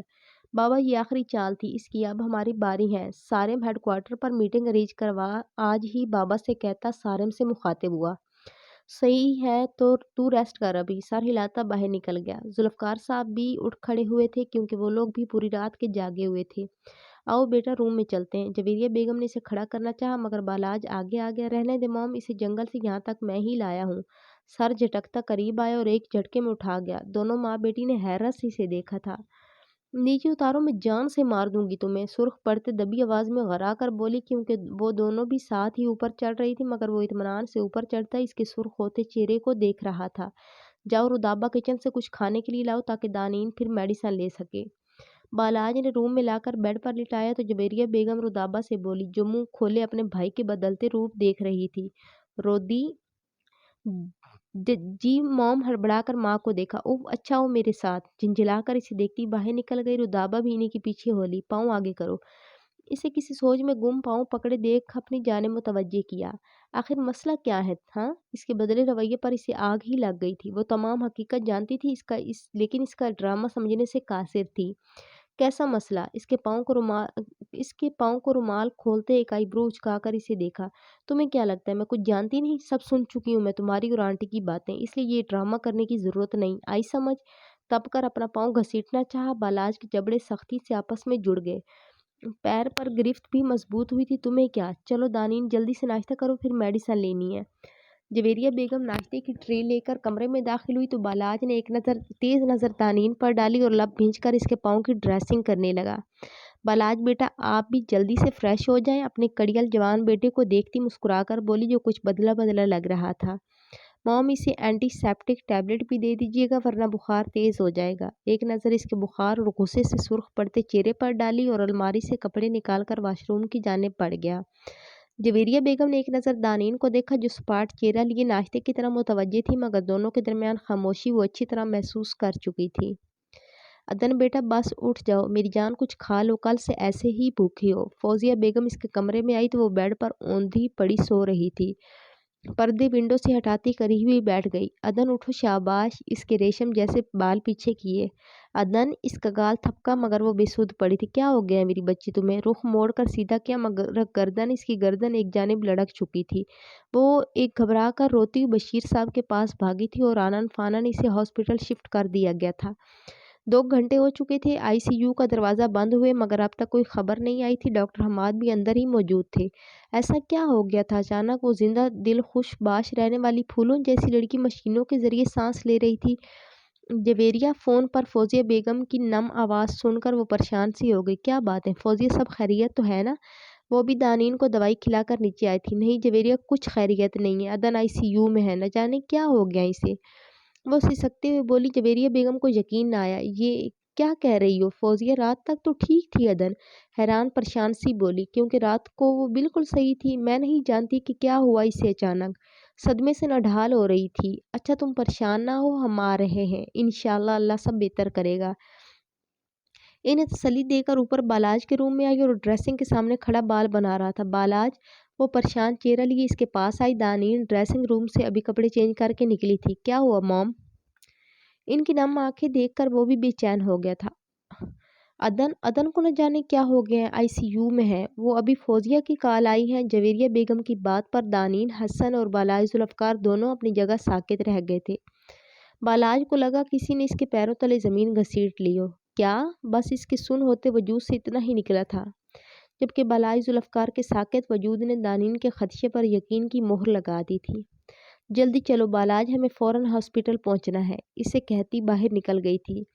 بالاج بھی ان کے پیچھے ہی نکلا تھا اور دانین دروازے کو خالی خالی نگاہوں سے گھورنے لگی۔ جبھی وہ واپس کمرے میں آیا تھا اور عین اس کے مقابل آ کھڑا ہوا۔ دانین نے نظریں جھکا کر سائڈ سے نکلنا چاہا مگر وہ روک گیا تھا۔ دماغ میں کسی بھی غلط سوچ کو جگہ مت دینا دانین، بالاج سمجھ آئی۔ اس کے گال پر ہاتھ رکھ کر بہت لگاؤ سے بولا تھا۔ آنٹی ویٹ کر رہی ہیں، جاؤ پلیز، میں دعا کروں گی اس کے لیے۔ بہت ضبط سے خود کو نارمل رکھنے کی کوشش کرتی بولی۔ بالاج نے ایک نظر اس کو دیکھا۔ ریسٹ کرو، اللہ حافظ۔ اس کے ماتھے پر اپنا لمس چھوڑتا باہر نکل گیا۔ دانین نے سختی سے آنکھیں بند کرتے نمی اپنے اندر اتاری تھی۔ وہ کوئی پتھر دل یا بحث نہ تھی جو اپنے 2 دن کی یک طرفہ محبت پر اس معصوم آئی سی یو میں پڑی لڑکی کے لیے کچھ غلط سوچتی۔ پورے 6 گھنٹے کے تھکا دینے والے انتظار کے بعد آئی سی یو کا دروازہ کھلا تھا۔ اس کی حالت اب خطرے سے باہر تھی مگر ابھی آبزرویشن میں رکھا گیا تھا۔ بالاج، فاریہ اور سارم سمیت جویریہ بیگم بھی ان کے ساتھ ہی تھی۔ سب کے لبوں پر ایک سوال تھا مگر پھر بھی چپ تھے۔ کسی کو نہیں معلوم تھا کہ عدن بشیر نے اچانک کس بات کا صدمہ لیا تھا جس سے وہ پیرالائز ہوتے ہوتے بچی تھی۔ مجھے معاف کر دینا عدن، میں کچھ نہ دے سکا تمہیں۔ آئی سی یو کے دروازے کو تکتے بہت کرب سے سوچتا اٹھ کھڑا ہوا، کیونکہ ابھی اس کے علاوہ اور بھی بہت سے فرض تھے جنہیں پورا کرنا تھا۔ سارم، ہمیں ہیڈ کوارٹر میٹنگ میں پہنچنا ہے۔ گھڑی دیکھتا اس کے پاس آ کر بولا تو فاریہ اور سارم نے پہلے ایک دوسرے کو پھر اسے دیکھا۔ ہم کل صبح تک ڈیلے کروا سکتے ہیں، سارم سنبھل کر بولا۔ میجر سارم، تمہیں کیا لگتا ہے وہ لوگ تمہارے انتظار میں بیٹھے ہوں گے؟ اگر ہم نے ذرا بھی وقت ضائع کیا تو مشن فیل ہو سکتا ہے، اس بات کا اندازہ ہے تمہیں؟ اس کا لہجہ کسی بھی رائے سے آ رہی تھا۔ وہ فوراً اٹینشن ہو گیا تھا۔ اوکے چلو، اور فاریہ تم یہی ہو نا؟ اس کی جانب دیکھا۔ یس میجر، میں عدن کے پاس ہی رکوں گی۔ ٹھیک ہے، تو کوئی بھی بات ہو ہم سے شیئر کر دینا، اسے ہدایت دیتا سارم کے ساتھ باہر کی جانب بڑھ گیا تھا۔ جویریہ بیگم فوزیہ کے ساتھ ڈاکٹر کے روم میں تھی جس کی وجہ سے ان سے نہ مل سکا تھا۔ تجھے کیا لگتا ہے عدن کو اچانک کیا ہوا ہے؟ ڈرائیونگ کرتے سارم نے اس سے پوچھا جو سگریٹ سلگا رہا تھا۔ وہ بس کبھی کبھی اپنی فرسٹریشن دور کرنے کے لیے پیتا تھا۔ ایک لمحے کے لیے اس کا لائٹر جلاتا ہاتھ ساکت ہوا تھا مگر پھر اگلے ہی لمحے نارمل انداز میں کندھے اچکا گیا۔ میں نہیں جانتا، شاید کل والے حادثے کا صدمہ لیا ہو۔ اپنی جانب سے بہت مضبوط پوائنٹ اٹھایا تھا۔ سارم نے چہرہ اس کی جانب کرتے غور سے اس کو دیکھا۔ ہاں ہو سکتا ہے، ویسے بھی تیرا غم تو پالنے سے رہی۔ سر جھٹکتا ونڈو اسکرین کو دیکھنے لگا۔ بالاج نے ناگواری سے اسے دیکھا۔ کیوں؟ میں کوئی وعدہ توڑ کر بھاگا ہوں اس سے جو میرا غم پالے گی؟ اگر ایسا کرے گی تو سراسر حماقت ہوگی۔ اپنے اندر ایک لاوا پختہ محسوس کر رہا تھا۔ میں جانتا ہوں بالاج، اس میں تیرا کوئی قصور نہیں، مگر یہ عورت ذات بہت بھولی اور ناسمجھ ہوتی ہے، ہر چیز میں شدت پسند پائی جاتی ہے۔ وہ خاموشی سے سگریٹ پیتا رہا۔ اب دیکھ فاریہ ہماری شادی کینسل ہونے پر کیا ہنگامہ کرے، اس نے جان کر بات گھما دی۔ بالاج نے ایک ناگوار نظر اس پر ڈالی۔ اس سے تو نہیں مگر تجھ جیسے گھامر سے یہ توقع کی جا سکتی ہے۔ اس کی بات پر سارم نے گھور کر اسے دیکھا اور توجہ ڈرائیونگ پر مرکوز کر لی، کیونکہ اس سے کسی کام میں جیتنا ناممکن تھا خواہ وہ باتیں ہی کیوں نہ ہوں۔ ایک بوند برس، ایک اشک چھلک، خاموش نظر، کوئی بات تو کر، دل دکھتا ہے تو میرے دل پر ہاتھ تو رکھ، میں تیرے ہاتھ پہ دل رکھ دوں، دل درد بھرا جو اس کو چھوئے یہ اس سے ملے، ایک لفظ محبت بول ذرا، میں سارے لفظ تجھے دے دوں، دل درد سراب کو آب سے بھر، تو میرے خواب پہ آنکھ تو دھر، میں تیری آنکھ میں خواب بھروں، خاموش محبت بات تو کر، دل دکھتا ہے۔ رات کے 12 بج رہے تھے، پورا شہر اندھیرے اور خاموشی کی لپیٹ میں تھا۔ وہ ٹھنڈی ہواؤں سے لڑتی تیز بخار کے باوجود بالکنی میں کھڑی تھی۔ 1 گھنٹے پہلے عدن کو ہوش آ گیا تھا، یہ خبر بھی اس سے رودابا نے دی تھی۔ یا اللہ، تو نے میرے دل میں اس شخص کی محبت ڈالی ہی کیوں، جب پہلے ہی کوئی اسے دل میں بٹھائے بیٹھا تھا، لیکن میں جان کر تو اس کی زندگی میں نہیں آئی۔ اور اگر بالائی ذوالفقار کے دل میں عدن بشیر موجود ہے تو دانین حسن کہاں ہے اور یہاں اس کے گھر میں کیوں موجود ہیں؟ یہ سوال صبح سے نہ جانے کتنی بار خود سے کر چکی تھی، مگر جب ماتھے پر اس شخص کا لمس محسوس کرتی تو نئے سرے سے الجھ جاتی۔ کیا وہ ترس تھا جو اپنے لمس کی صورت اس کی جھولی میں ڈال گیا تھا؟ کیا اتنی ادنا تھی کہ وہ ایک سہارے کے لیے کسی کے در پر پڑی رہتی؟ آنکھوں سے گرم سیال نکلنے لگے جبھی ٹیبل پر پڑا اس کا فون بج اٹھا تھا۔ مڑ کر دیکھا، بھابھی کالنگ لکھا آ رہا تھا۔ اسے لگا کسی نے اس کے جلتے دل پر پھایا سا لگا دیا ہو۔ ہیلو، السلام علیکم، ہاتھ کی پوچھ سے آنسو رگڑتی مسکرا کر بولی۔ وعلیکم السلام میری جان، کیسی ہو؟ چہک کر بولی۔ بہت خوش، بہت اچھی، بہت پرسکون۔ کہتے کہتے آواز خود ہی مدھم پڑ گئی۔ ماشاءاللہ خوش رہو، مگر یہ آواز اتنی بھاری کیوں ہو رہی ہے؟ آئس کریم کھائی ہے نا؟ وہ خشمگین لہجے میں بولی۔ یہاں کا موسم آئس کریم جمانے والا ہو رہا ہے، بس اس لیے بیٹھ گئی شاید۔ اب اسے واقعی ٹھنڈ لگنے لگی تھی، شال کو اپنے گرد لپیٹتی جھولے میں آ کر بیٹھ گئی۔ کیا کر رہی تھی؟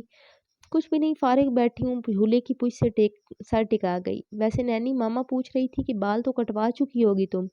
ہنستے ہوئے بولی۔ وہ ایک گہری سانس بھر کر رہ گئی۔ اب انہیں کیا بتاتی کہ اسے بھی اب اپنے لمبے بال اچھے لگنے لگے تھے۔ نہیں، آج کل انہیں بھی سر چڑھایا ہوا ہے، موقع نہیں ملا کٹنگ کروانے کا۔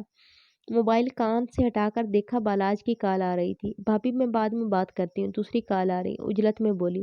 چلو ٹھیک ہے، خیال رکھنا اپنا، اللہ حافظ۔ اسے خدا حافظ کر کے کال کٹ کی، ایک سانس کھینچ کر خود کو نارمل کرنے لگی۔ ہیلو، سپاٹ لہجے میں بولی۔ کس سے بات کر رہی تھی؟ کچھ احساس ہے کب سے کال کر رہا ہوں؟ وہ صحیح معنوں میں تپ اٹھا تھا، ابھی میٹنگ سے فارغ ہوا تھا، بھابھی سے بات کر رہی تھی، مجھے نہیں پتا تھا کہ تم کال کر رہے ہو۔ لہجہ ہینوز وہی تھا۔ وہ ایک گہری سانس بھر کر رہ گیا۔ ہم مشن پر نکل رہے، ماما کو بتا دینا۔ اس کا لہجہ بھی اکھڑا اکھڑا ہو گیا تھا۔ مگر تمہیں مل کر جانا چاہیے تھا ان سے۔ اس کا دل یکدم بے چین ہو گیا، ساری لاتعلقی کہیں جاس ہوئی تھی۔ نہیں، ارجنٹ نکلا ہے، بس ان سے کہنا دعا کریں۔ جب سب انہی سے کہنا ہے تو مجھے کال کرنے کی زحمت کیوں کی؟ ان کا فون نہیں لگ رہا تھا۔ اور ٹھیک، میں کہہ دوں گی، اللہ حافظ۔ نہیں، رکو۔ کیوں؟ مزید کوئی پیغام دینے ہیں؟ ہاں، کسی سے کہنا اتنی ٹھنڈ میں کھلی ہوا میں نہ بیٹھے، مزید بیمار ہو جائے گی۔ دانین کا دل بہت زور سے دھڑکا تھا۔ میں نہیں کہوں گی، نوکر نہیں ہوں میں تمہاری۔ کوئی بات نہیں، میں واپس آ کر سارے حساب برابر کر لوں گا۔ حساب کتاب میں پکے ہوتے تو کسی کا اتنا سخت امتحان نہ لیتے۔ عدن کی کیفیت ذہن میں آئی تو یکدم ہی بہت تلخ ہو گئی، بہت طنز کرنے لگی اور صحیح کی بیوی بنتی جا رہی ہو۔ غصہ مت دلاؤ، سمجھ آئی؟ اوکے، نہیں دلاتا۔ چلتا ہوں، انشاءاللہ اگر زندگی رہی تو روبرو بیٹھ کر شکوے سنوں گا۔ اس کے گھمیر لہجے پر دانین کو اپنی آنکھیں نم ہوتی محسوس ہوئی۔ چند لمحے اس طرح خاموشی کی نظر ہو گئی۔ اللہ حافظ، روندی ہوئی آواز میں کہتی کال منقطع کر کے پھوٹ پھوٹ کر رو پڑی۔ جون، تمہیں یہ دور مبارک دور غم ایام سے ہو۔ ایک پاگل لڑکی کو بھلا کر اب تو بڑے آرام سے ہو۔ ایک ادھوری انگڑائی کے مستقبل کا خون کیا تم نے، اس کا دل رکھایا، اس کے دل کا خون کیا۔ اسے ہوش آئے کافی دیر ہو چکی تھی۔ ماما، بابا اور جویریہ بیگم تھوڑی دیر اس کے پاس بیٹھ کر باہر چلے گئے تھے، مگر وہ بس خالی خالی نظروں سے سب کو دیکھ رہی تھی۔ ایسا محسوس ہو رہا تھا جیسے اندر سے سب خالی ہو چکا ہے، ایک ایسا ویران صحرا جس کے دور دور تک پانی کے ایک قطرے کی امید نہ ہو۔ اس نے زندگی میں بس ایک شخص کو چاہا تھا، شاید یہ پہلی نظر کی محبت تھی جس پر خاموش عشق وارد ہو چکا تھا۔ اس شخص کے عشق میں اتنا کھو گئی کہ یہ خوف بھی بھول گئی کہ وہ اس کی منزل ہے بھی یا نہیں، اسے وصل نصیب بھی ہوگا یا نہیں۔ اور آج وہ تہی داماں تھی، اس کا عشق نامراد ٹھہرا تھا، اور وہ چھوٹی سی لڑکی دانین حسن بغیر کسی جدوجہد، بغیر کسی لگن کے فاتح ٹھہری تھی۔ کتنی خوش قسمت تھی وہ۔ کچھ لوگ اللہ کے کتنے پسندیدہ ہوتے ہیں جنہیں وہ بغیر مانگے نواز دیتا ہے۔ دانین حسن کا شمار بھی انہی خوش قسمت لوگوں میں ہوتا تھا۔ اور عدن بشیر، وہ اللہ کے کیسے بندوں کی فہرست میں تھی؟ خود سے سوال کرتی سختی سے آنکھیں بند کر گئی۔ 2 آنسو چپکے سے اس کی کنپٹیوں میں جذب ہوئے تھے۔ عدن، ایک گمبھیر آواز اس کے بہت قریب سے ابھری تھی۔ آنکھیں کھول کر دیکھا تو ڈاکٹر حماد اپنی شاندار شخصیت لیے اس کے قریب ہی کھڑے تھے۔ کیسا فیل کر رہی ہو اب؟ چیئر کھسکا کر اس کے قریب ہی بیٹھ گئے۔ ٹھیک ہوں، مختصر جواب دیتی دوبارہ آنکھیں بند کر گئی۔ بھائی تم نے تو ہم سب کی جانیں نکال دی تھی، اس کی فائل چیک کرتے بولے، مگر وہ خاموش رہی۔ میں تو تمہیں کافی اسٹرانگ سمجھتا تھا، مسکرا کر کہتے اس کی نبض چیک کرنے لگا۔ مجھے بھی یہی غلط فہمی لاحق تھی اپنے بارے میں۔ ایک تلخ مسکراہٹ اس کے لبوں پر آئی تھی۔ ڈاکٹر حماد نے بہت غور سے اسے دیکھا۔ میں جس عدن کو جانتا ہوں وہ اتنے کمزور اعصاب کی مالک بالکل نہیں کہ اتنے سے حادثے پر ہاسپٹل پہنچ جائے۔ اتنا سا حادثہ، اس نے خود کلامی کے سے انداز میں کہا، مگر وہ سن چکے تھے۔ عدن کیا بات ہے، تم اسے شیئر کر سکتی ہو۔ اس کو بہت گہری نظروں سے دیکھ رہے تھے۔ بات کچھ اور تھی جو اب تک پس آئینہ تھی۔ Doctor Hammad I need some space please, please leave me alone, بہت منت سے بولی تھی۔ وہ چند لمحے اس کی آنکھوں میں موجود کرب کو دیکھتے رہے، پھر لب بھیج کر اٹھ کھڑے ہوئے۔ اوکے، ریسٹ کرو تم۔ ایک نظر اس پر ڈال کر کمرے سے نکل گئے۔ عدن نے ایک نظر دروازے کو دیکھا، پھر نڈھال سی ہو کر آنکھیں بند کر گئی۔ یہ اسلام آباد کی پہاڑیوں کے ویرانے میں قائم ایک عالیشان کوٹھی تھی، جس کے سیکنڈ فلور پر وہ سیٹھ مدثر کے ساتھ بیٹھی شراب اور شباب سے لطف اندوز ہو رہی تھی۔ کچھ بھی کہے تو سنتو، مگر اس چیونٹی نے تجھے تگنی کا ناچ نچا دیا، کہکا لگا کر بولا، جس سے اس کا پورا بد ڈھول وجود بھی ساتھ ہلا تھا۔ سنتو بائی نے ایک ناگوار نظر اس پر ڈالی۔ جب منہ کھولیو بکواس ہی کریو، تجھے کیا لگتا ہے ایک چیونٹی کی میرے سامنے کوئی اوقات ہے؟ چھپتی پھر رہی ہیں، تنفر سے کہتی سامنے رقص کرتی لڑکیوں کو دیکھنے لگی۔ کہاں چھپی؟ وہ میجر اسے کراچی سے یہاں لے آیا، تیرا مال تو اسے چھین لیا۔ اب تو یہ نہیں کہہ سکتی وہ بھی مزہ لے رہا تھا اسے آگ لگا کر۔ تو کیا سمجھتا ہے وہ مال چلا گیا تو کیا ہوا؟ اس شہر میں تتلیوں کی کمی تھوڑی ہے۔ اپنی ہی سوچ میں گم بولی۔ کیا مطلب؟ وہ حیرانگی سے اسے دیکھ رہا تھا۔ جا کر دیکھ، بیسمنٹ میں میلہ لگا ہے، جس سے آج اپنے ساتھ قطر لے کر جا رہی ہوں۔ وہاں کے شیخ تو ان کی تصویروں پر ہی مر مٹے ہیں۔ بےہودگی سے کہکا لگاتی چکن ونگز سے انصاف کرنے لگی۔ آج رات وہ اغوا شدہ لڑکیوں کو لے کر قطر روانہ ہو رہی تھی۔ تو نے مجھ سے یہ بات کیوں چھپائی؟ پہلے اس لونڈی کا لارا دیتی رہی جو میجر کی جھولی میں گر گئی، اور اب انہیں بھی لے جا کر جا رہی ہیں۔ سیٹھ کا منہ ہی بن گیا۔ اس کمینی کا تو وہ حال کروں گی، پناہ مانگے گی مجھ سے، زہریلے لہجے میں بولی۔ دانین حسن کی وجہ سے اس نے بہت نقصان اٹھایا تھا، جس سے وہ ایسے ہی جانے نہیں دے سکتی تھی۔ تبھی ایک آدمی حال میں تیزی سے داخل ہوا۔ بائی، ایک بہت بری خبر ہے۔ ہانپتا ہوا قریب آیا، اس نے ایک قہر برساتی نگاہ اس پر ڈالی۔ کیسی خبر؟ وہ آرمی کے بندوں نے گھیراؤ کر لیا ہے پوری کوٹھی کا، تھوک نگلتے بولا۔ سنتو بائی کو لگا کسی نے پیروں تلے زمین کھینچ لی ہو۔ ایسا ہی کچھ حال سیٹھ مدثر کا بھی ہوا تھا۔ کمینوں، یہ کیسا ممکن ہو سکتا ہے؟ اتنی خفیہ جگہ کی کیسے خبر ہو سکتی ہے ان لوگوں کو؟ دھاڑتی ہوئی اس کا گربان پکڑ گئی۔ بتا مجھے کیسے پتا چلا ان لوگوں کو؟ بھائی مجھے نہیں پتا، اس درندی کے جنون سے کانپتا ہوا بولا۔ جمشید کو بھیج۔ اسے دھکا دیتی کن پٹیاں مسلنے لگی، وہ تیزی سے وہاں سے نکلا تھا۔ سنتو کیا کریں گی اب ہم؟ سیٹھ مدثر خوف سے بولا۔ یس میڈم، آپ نے بلایا؟ وہ فوراً حاضر ہوا تھا۔ جمشید، کیسے پتا چلا ان کتوں کو اس ٹھکانے کا؟ کسی ناگن کی طرح پھنکاری تھی۔ میڈم ابھی اس بات کو چھوڑیں اور جان بچائیں، اپنی کوئی اور دوسرا راستہ ہے تو نکلنے کی کریں، وہ فکر مندی سے بولا۔ کیونکہ صرف سنتو بائی یا اس کے خاص آدمیوں کو ہی اس کوٹھی کے خفیہ راستوں کے بارے میں معلوم تھا۔ ہاں، جمشید صحیح کہہ رہا ہے، چل سنتو۔ سیٹھ مدثر نے بھی اس کی تائید کی۔ پھر وہ تینوں تیزی سے ہال سے نکل کر سنتو بائی کے کمرے کی جانب بڑھے تھے۔ جمشید اور سیٹھ نے ناسمجھی سے اسے دیکھا۔ باہر سے مسلسل گولیاں چلنے کی آواز آ رہی تھی۔ یہ ٹیبل ہٹاؤ تم دونوں۔ دروازہ بند کر کے کونے میں رکھی ٹیبل کی جانب اشارہ کیا۔ ان دونوں نے فوراً اس پر عمل کیا اور کارپیٹ ہٹایا تو ایک چوکور سا ڈھکن دیکھا۔ دیکھ کر سنتو بائی سمیت دونوں کے لبوں پر ایک کمینی سی مسکراہٹ بکھر گئی۔ بائی آپ دونوں نکلو، اتنے میں ان کتوں کو یہاں آنے سے روکتا ہوں۔ جمشید کی بات پر اس کے لبوں پر ایک متاثر کن مسکراہٹ آئی تھی۔ یہ چابیاں پکڑ اور لڑکیوں کو نکال کر پچھلی طرف کھڑی کالج وینز میں سوار کروا دے۔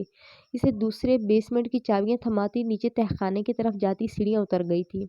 دیکھ بھائی، میں صرف اپنے شوق پورے کرنے آتا تھا، ادھر اتنی سی بات کی اتنی بڑی سزا نہیں بھگتنا چاہتا۔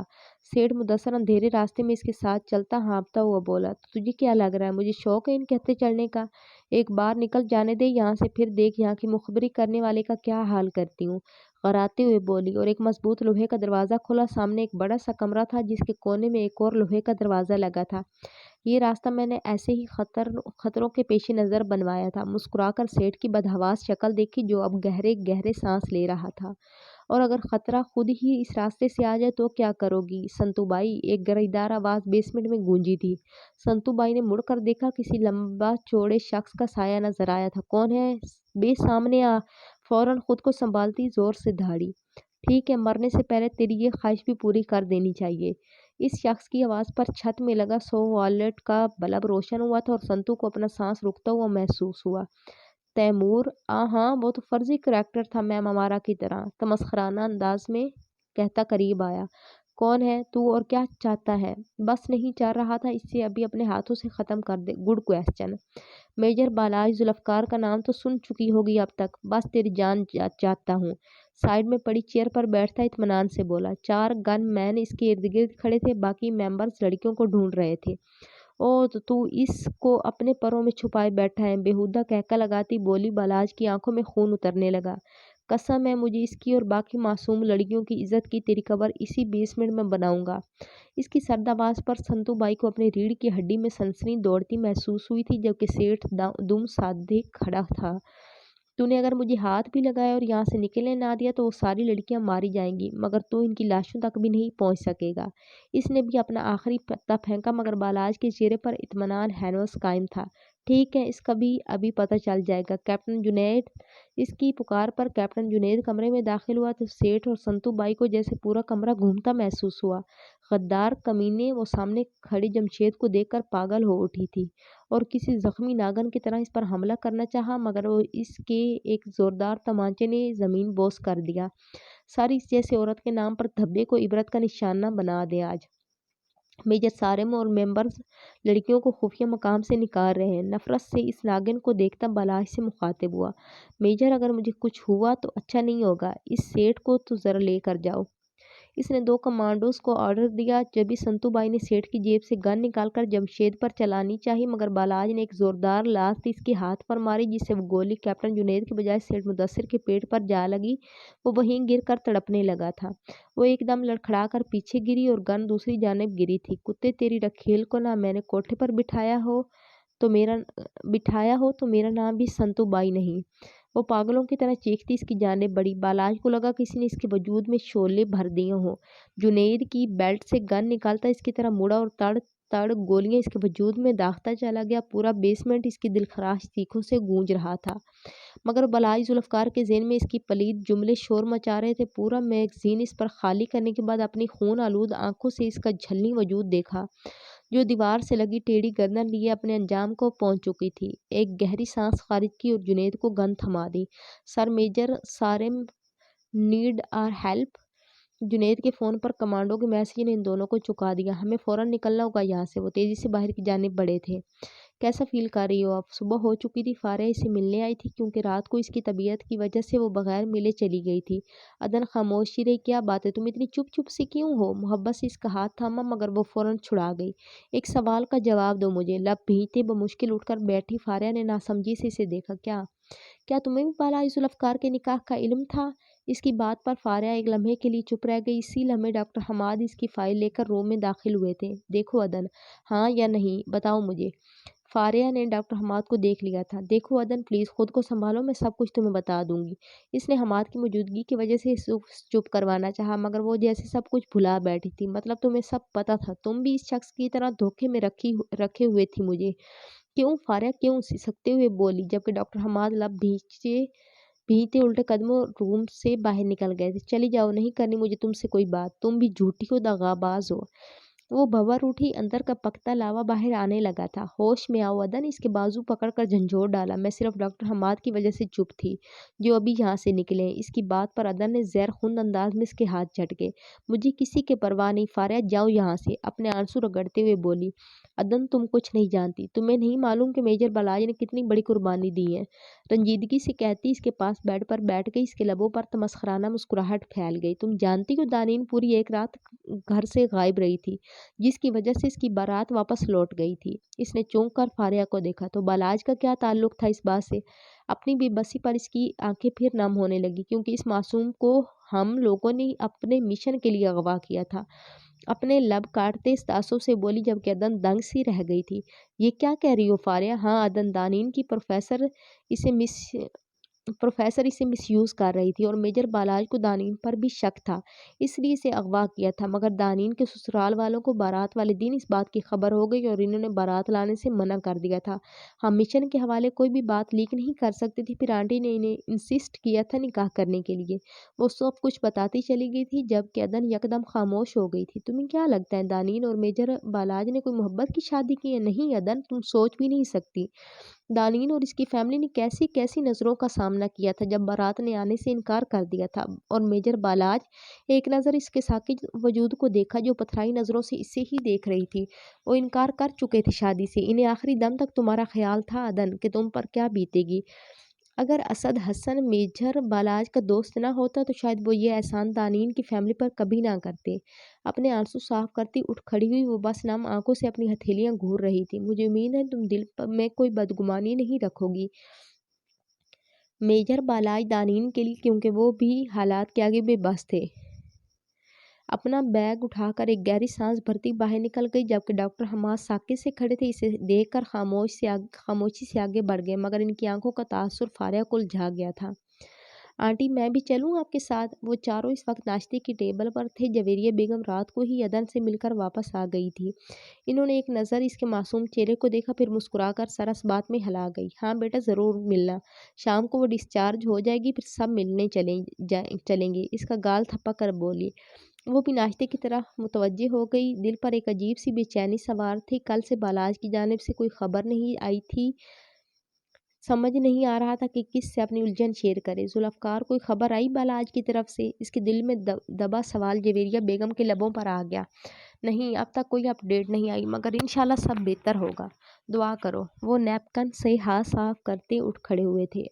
دانین کا دل یکدم ہر چیز سے چاٹ ہو گیا۔ وہ بھی ٹیبل سے اٹھ کھڑی ہوئی۔ دانین رات کو بھائی سے بات ہوئی تھی تمہاری؟ کچھ بتایا تھا انہوں نے؟ رودابہ کی آواز پر اس نے چونک کر اسے دیکھا، پھر نفی میں سر ہلا گئی۔ آنٹی کا موبائل آف جا رہا تھا اس لیے کال کی تھی، بس دعا کرنے کو کہا تھا، لب کاٹتے آہستہ سے بولی۔ جویریہ بیگم کے لبوں پر ایک گہری مسکراہٹ آ گئی کیونکہ ان کا موبائل سارا وقت آن تھا اور بالاج نے نکلنے سے پہلے انہیں خدا حافظ بھی کیا تھا۔ کیا؟ کون سے ہاسپٹل؟ اوکے ہم پہنچ رہے۔ ذوالفقار صاحب کی فکرمند آواز پر تینوں نے چونک کر انہیں دیکھا جو موبائل پر کسی سے بات کر رہے تھے۔ کیا بات ہے ذوالفقار صاحب، سب خیریت تو ہے نا؟ جویریہ بیگم گھبرا کر اپنی جگہ سے اٹھ کھڑی ہوئی تھی۔ بالاج کو سویئر انجرز آئے ہیں، آئی سی یو میں ہے۔ فون کاٹ کر ضبط سے سرخ ہوتی آنکھوں سے انہیں دیکھا۔ جویریہ بیگم ایک دم لڑکھڑائی تھی۔ رودابہ نے فوراً انہیں تھام لیا۔ پلیز موم سنبھالیں خود کو، انشاءاللہ بھائی ٹھیک ہو جائیں گے، نم لہجے میں بولی، جبکہ دانین اپنی جگہ ساکت سے کھڑی خالی نظروں سے لوگوں کو دیکھ رہی تھی۔ ذوالفقار مجھے میرے بچے کے پاس لے چلیں پلیز، روتے ہوئے بولی وہ ماں تھی جو اس جوان کی جو وطن کی حفاظت کے لیے اپنی جان داؤ پر لگا آیا تھا۔ ہاں چلو باہر آؤ جلدی۔ وہ سر ہلاتے عجلت میں باہر نکل گئے۔ رودابہ اور جویریہ بیگم بھی باہر کی جانب بڑھ رہی تھی مگر دانین کو اپنی جگہ کھڑا دیکھ کر رک گئی۔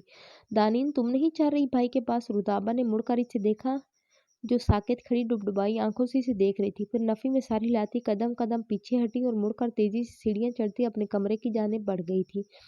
یہ وقت بہت مشکل ہے رودابہ اس کے لیے۔ جویریہ بیگم نے نم آنکھوں سے اسے اوپر جاتے دیکھا۔ اس کا حال وہ اچھے سے جانتی تھی کہ کیا بیت رہی ہوگی اس پر، اور رودابہ کے ساتھ باہر کی جانب بڑھ گئی۔ میجر بالاج اور کیپٹن جنید صاحب جب کوٹھی کے دوسرے حصے میں پہنچے ایک پل کے لیے دنگ رہ گئے تھے۔ وہاں جیسے قیامت کا منظر تھا، ہر طرف سے آگ کے شعلے بھڑک رہے تھے۔ سارم اور لڑکیاں کہاں ہیں؟ شعلوں پر نظر ڈالتا چیخا۔ میجر سارم اور 2 لڑکیاں اندر ہیں، ہماری ٹیم اندر جانے کی کوشش کر رہی ہے۔ لڑکیوں کو جہاں قید کیا گیا تھا وہاں پہلے سے ہی کیروسین چھڑکا ہوا تھا جس کی وجہ سے یہ آگ لگی ہے۔ کیپٹن باسط تیزی سے اس کے قریب آیا۔ باقی فوج آگ بجھانے میں مصروف عمل تھی۔ ابھی اس کی بات مکمل بھی نہ ہوئی تھی جب بالاج تیزی سے آگ میں جھلستے حال نما کمرے کی طرف بڑھ گیا۔ پیچھے سے اس کے ساتھیوں کی آوازیں آ رہی تھیں مگر اس وقت ذہن میں سارم اور وہ معصوم لڑکیاں تھیں۔ ایک کمرے کے دروازے کو لات مار کر کھولا۔ اندر کسی کی چیخوں کی آوازیں گونج رہی تھی۔ وہ کھانستا ہوا اندر داخل ہوا، دوسری جانب سے چہرے اور کپڑوں پر جگہ جگہ کالے لگا سارم ایک بے ہوش لڑکی کو لے کر آ رہا تھا۔ سارم وہ تیزی سے اس کے قریب آیا۔ بالاج وہاں ایک بچی ہے، اسے بچا، وہ مر جائے گی۔ وہ بری طرح ہانپ رہا تھا۔ تو باہر نکل، میں لا رہا ہوں اسے۔ اس کی پیٹھ تھپک کر تیزی سے اس کے کمرے کی جانب بڑھا۔ چاروں جانب دھواں اور شعلے تھے۔ بچاؤ! اس نے آواز کے تاکوں میں دیکھا تو ایک 13-14 سالہ معصوم بچی بیڈ کی سائڈ ٹیبل کے پیچھے چھپی چھوٹا سا ڈنڈا پکڑے رو رہی تھی۔ انکل مجھے بچائیں! روتے ہوئے اسے پکارا۔ ان دونوں کے بیچ چلتا ہوا الماری کا دروازہ حائل تھا۔ میں آ رہا ہوں بیٹا، ڈونٹ وری! اسے تسلی دیتا ادھر ادھر دیکھ کر کوئی چیز ڈھونڈنے لگا۔ بیڈ کی چادر کھینچ کر اتاری اور جمپ لگاتا اس تک آیا اور چادر میں اس کے پورے وجود کو چھپا دیا۔ کچھ بھی ہو جائے آنکھیں نہیں کھولنی، اوکے؟ اسے پیار سے سمجھا کر گود میں اٹھاتا باہر کی جانب بڑھنے لگا۔ جبھی الماری کا دوسرا دروازہ بھی ٹوٹ کر گرا تھا، وہ ایک دم پیچھے ہوا اور پوری طاقت لگا کر دروازے پر لات رسید کی۔ وہ گھسیٹتا ہوا دور جا گرا تھا، تیزی سے باہر نکلا۔ دھوئیں کی وجہ سے آنکھوں میں جلن شروع ہو چکی تھی۔ دھندلائی نظروں سے ہال کے دروازے تک پہنچنے ہی والا تھا، جبھی ایک مضبوط پلر اس کے کندھوں پر گرا تھا۔ پورے وجود میں درد کی ایک تیز لہر اٹھی تھی۔ لبوں کو سختی سے آپس میں بھینچا۔ اس کی درد بھری کراہ پر سارم سمیت باقی ساتھی بھی ہال میں پہنچ گئے تھے۔ بالائی تیزی سے اس کی جانب بڑھے اور بچی کو اسے لے کر باقی ساتھیوں نے پلر اس کی پوچھ سے ہٹایا، مگر اسی پل وہ دھڑام سے منہ کے بل زمین بوس ہو گیا تھا۔ سارم کیسے ہوا یہ سب؟ ذوالفقار صاحب تیزی سے اس کی جانب بڑھے۔ وہ ابھی ہاسپٹل پہنچے تھے۔ سارم بھی اپنی ڈریسنگ کروا کر فاریہ کے ساتھ ہی بیٹھا تھا۔ لڑکیوں کو ریسکیو کرتے ہوئے بالاج کے کندھوں پر پلر گرا تھا، مگر ڈاکٹرز اپنا کام کر رہے ہیں، انشاءاللہ وہ ٹھیک ہو جائے گا، انہیں تسلی دیتا بولا۔ جویریہ بیگم ایک بار پھر رو پڑی تھی۔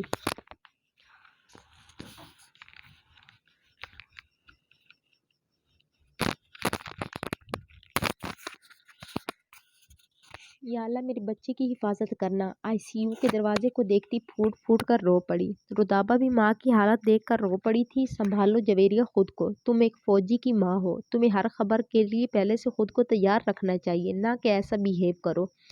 ان کے برابر میں بیٹھتے مضبوط لہجے میں بولے تھے، مگر وہ ایک ممتا کے دل کو کیسے سمجھاتے۔ اسی وقت آئی سی یو کا دروازہ کھلا تھا۔ وہ سب تیزی سے ڈاکٹر کی جانب بڑھے۔ ڈاکٹر میرا بیٹا کیسا ہے؟ ذوالفقار صاحب نے بے تابی سے پوچھا۔ الحمدللہ major Balaj is fine now. کچھ گھنٹوں میں انہیں ہوش آ جائے گا تو ہم انہیں روم میں شفٹ کر دیں گے۔ ان کے کندھے انجرڈ ہوئے ہیں، انشاءاللہ جو چند دن میں ہیل ہو جائیں گے۔ ڈاکٹر نے مسکرا کر خوشخبری دی اور نرس کے ساتھ آگے بڑھ گئے۔ سب نے نم آنکھوں سے اپنے رب کا شکر ادا کیا تھا جس نے بغیر کسی نقصان کے ان کے بیٹے کی جان بچائی تھی۔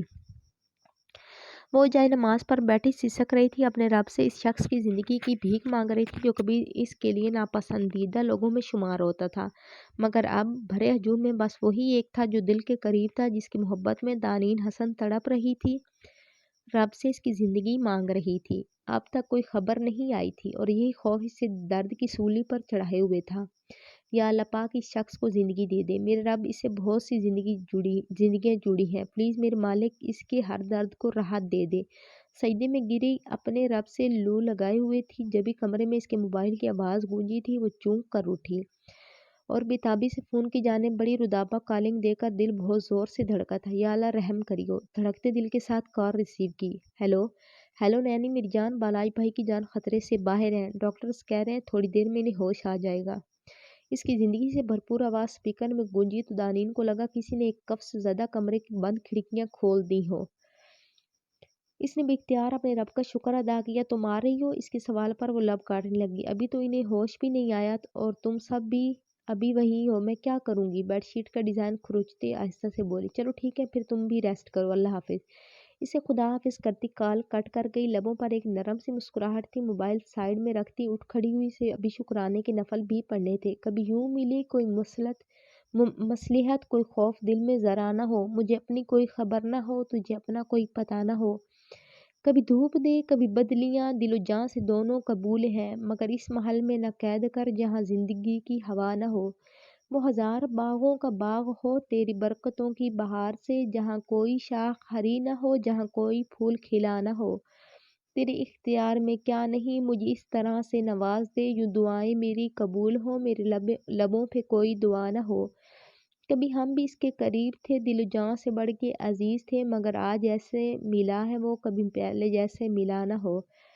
اس کی آنکھ کھلی تو پہلی نظر سامنے نماز کا دوپٹہ باندھے ورد کرتی جویریہ بیگم پر پڑی تھی۔ بالاج میری جان، اسے آنکھیں کھولتا دیکھ فوراً قریب آ گئی۔ موم ہلکا سا مسکرا کر نیم آنکھوں سے انہیں دیکھا۔ میرا شیر دل بیٹا، اس کا ماتھا چوم کر پیار سے بولی۔ رودابہ اور ذوالفقار صاحب بھی اسی وقت کمرے میں داخل ہوئے تھے۔ بھائی، وہ تیزی سے اس کے قریب آئی تھی، آرام سے رو دی۔ ذوالفقار صاحب ہنس کر بولے، جو پرجوش انداز میں اس کے گلے لگی تھی، آپ نے تو ڈرا ہی دیا تھا ہم سب کو۔ آپ کو پتہ ہے کتنی کیلریز برن ہوئی ہیں آج آپ کے چکر میں پوری فیملی کی، الگ ہوتے سے گھورا۔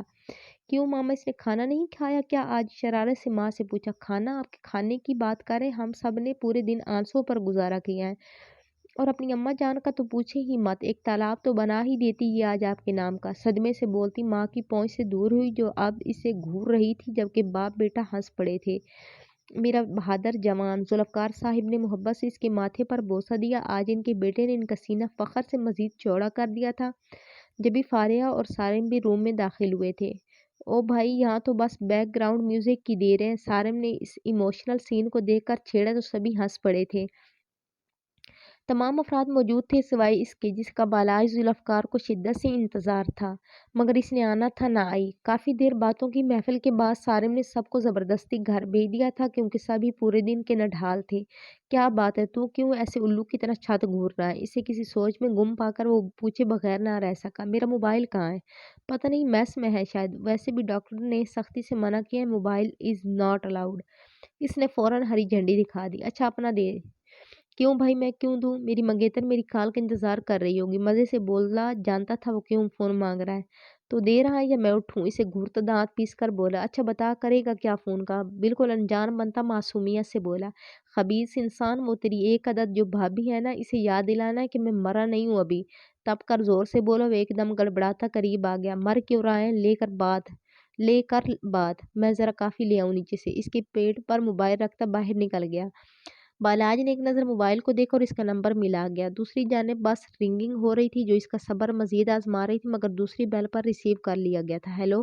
اس کی نیند سے بھری خمار آلود آواز نے بالاج ذوالفقار کے دل کو مزید بے قرار کر دیا تھا۔ کچھ احساس ہے؟ شور ہاسپٹل میں پڑا ہے اور تم نیندیں پوری کر رہی ہو؟ اس کی تپی ہوئی آواز پر دانین حسن کی نیند پھک سے اڑی تھی۔ کون؟ گھبرا کر اٹھ بیٹھی۔ اس کی ابھی تھوڑی دیر پہلے ہی آنکھ لگی تھی، جس کی نیندیں اڑا کر اس کے کمرے میں مزے سے نیندیں پوری کر رہی ہو، اسی سے پوچھ رہی ہو کون؟ بہت دل نشین انداز میں بولا۔ دانین کا دل بہت زور سے دھڑکا تھا۔ اب تک کیوں جاگ رہے ہو؟ خود کو سنبھالتے وال کلاک میں ٹائم دیکھا، جو 2 بجا رہی تھی۔ ہاں، یہی تو دکھ ہے کہ کیوں جاگ رہا ہوں، جبکہ جاگنے کا سامان تو میرے خالی کمرے میں رکھا ہے۔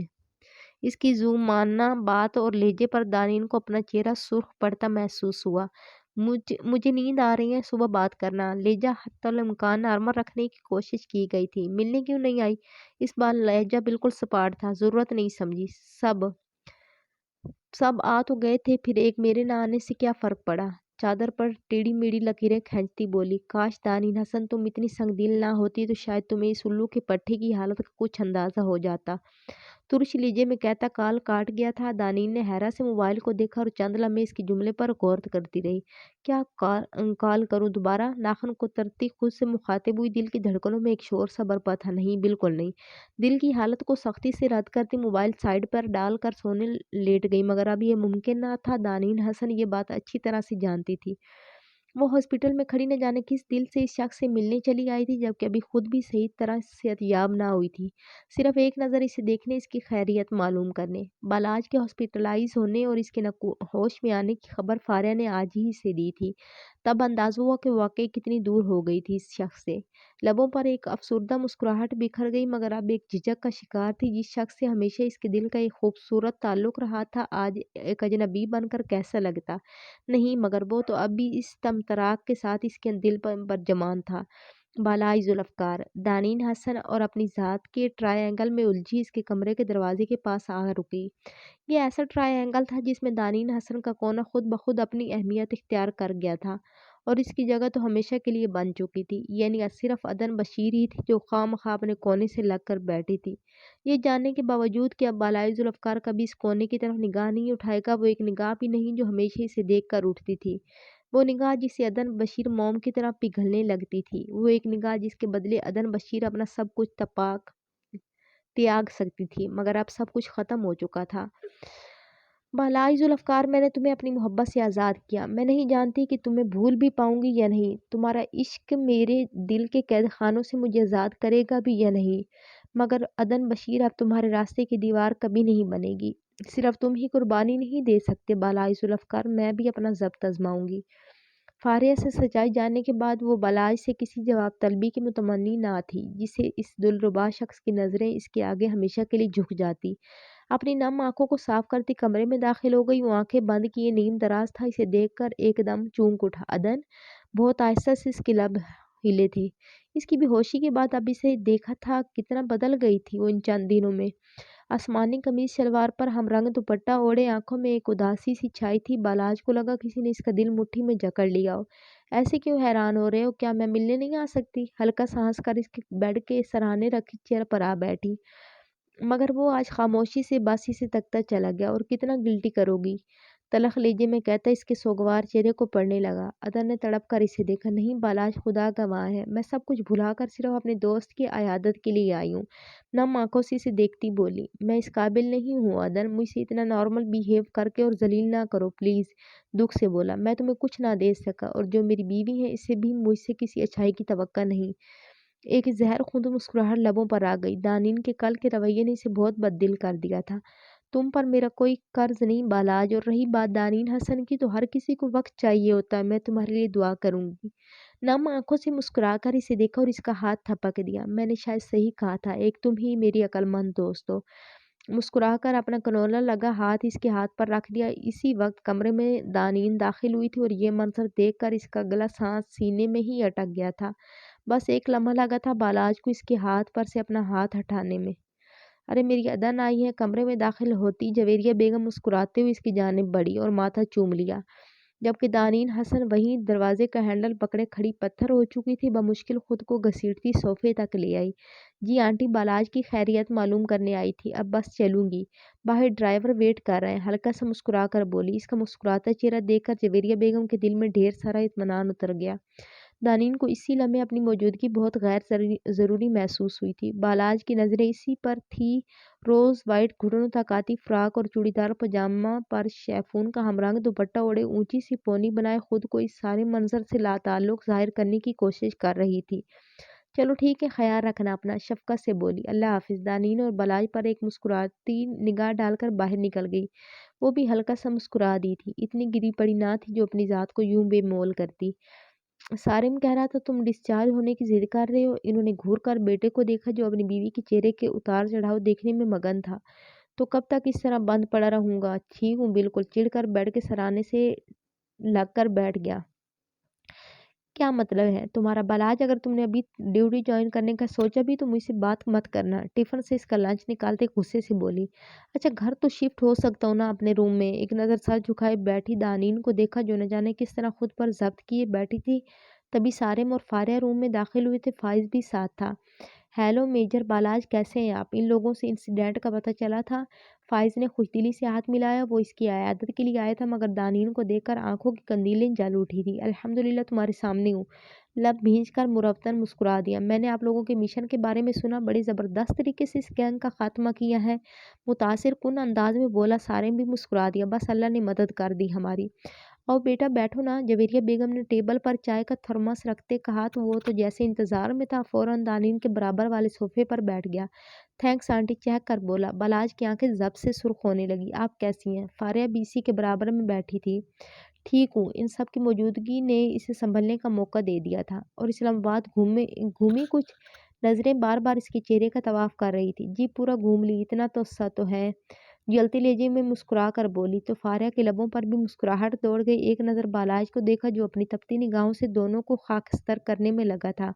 ہاتھ میں موجود گلاس پر گرفت یکدم ہی مضبوط ہوئی تھی اور ایک چھناکے کی آواز سے ہاتھ میں ہی ٹوٹ گیا۔ سب نے چونک کر اسے دیکھا۔ یہ کیا کیا تو نے؟ سارم تیزی سے قریب آیا، پورا ہاتھ خونم خون ہو چکا تھا۔ جویریہ بیگم بھی پریشان ہو اٹھی تھی۔ بیٹا کیسے ہو گیا یہ؟ فاریہ، نرس کو بلاؤ جلدی، ٹیشو سے خون صاف کرتی گھبرا کر بولی۔ کچھ نہیں ہوا موم، بس بے دھیانی میں ٹوٹ گیا۔ نظریں اب بھی اسی پر تھی، وہ بھی حیران سی اس کے ہاتھ کو دیکھ رہی تھی، مگر قریب آنے کی کوشش نہ کی تھی۔ नर्स ने आकर जल्दी से ड्रेसिंग करके पेन किलर दे दी थी। आप सब इन्हें रेस्ट करने दें, मैंने पेन किलर दे दिए। नर्स के कहने पर सब बाहर निकल गए थे, मगर बालाज ने सारिम को रोक लिया था। फ़ाइज़ को अपनी ज़बान में समझा दे कि वो मेरी बीवी है, वरना मेरा अंदाज़ तुझे पसंद नहीं आएगा। सर्द लहजे में कहता आंखें बंद कर गया, जबकि वो हक्का-बक्का खड़ा रह गया था। कितना मुश्किल था इस मंज़र को ज़हन से मिटाना, कितनी बेबस थी वो। इसकी बीवी इसकी महरम होते हुए इस शख्स से सवाल नहीं कर सकती थी कि तुमने किस हक़ से अदन का हाथ पकड़ा था, किस हक़ से मुस्कुराकर इसे देखा था, मगर इसे ऐसा कोई हक़ हासिल ना था। सिसकते हुए ड्रेसिंग टेबल पर सजी चीज़ें एक झटके से में बिखेर डाली। वो आज इस शख्स की नज़र में आने के लिए कितना दिल से तैयार हुई थी, सिर्फ़ अपने कल के रवैये का मुदावा करना चाहती थी। मगर इस शख्स को कहाँ इसकी परवाह थी, वो तो अपने रूठे इश्क को मनाने में लगा था। मैं ही अहमक थी जो खुद को बेमोल करने तुमसे मिलने चली गई, सिर्फ़ अपने दिल के हाथों मजबूर होकर। ड्रेसिंग के साथ लगी फूट-फूट कर रो पड़ी। तुम्हारे दिल में सिर्फ़ अदन है, तो क्यों मेरी फीलिंग्स के साथ खेल रहे हो? नहीं बालाई ज़ुल्फ़कार मज़ीद नहीं। अपने आंसू रगड़ते अलमारी की जानिब बढ़ी और पासपोर्ट और हैंड बैग लेकर रूम से बाहर निकल गई। वो अपनी बालकनी में खड़ी लॉन में फिरती तितलियों और चिड़ियों का रक़्स देख रही थी। सिर्फ़ एक शख़्स के दूर होने से ज़िंदगी कितनी बदल गई थी, कितनी खाली और बेरंग लगने लगी थी।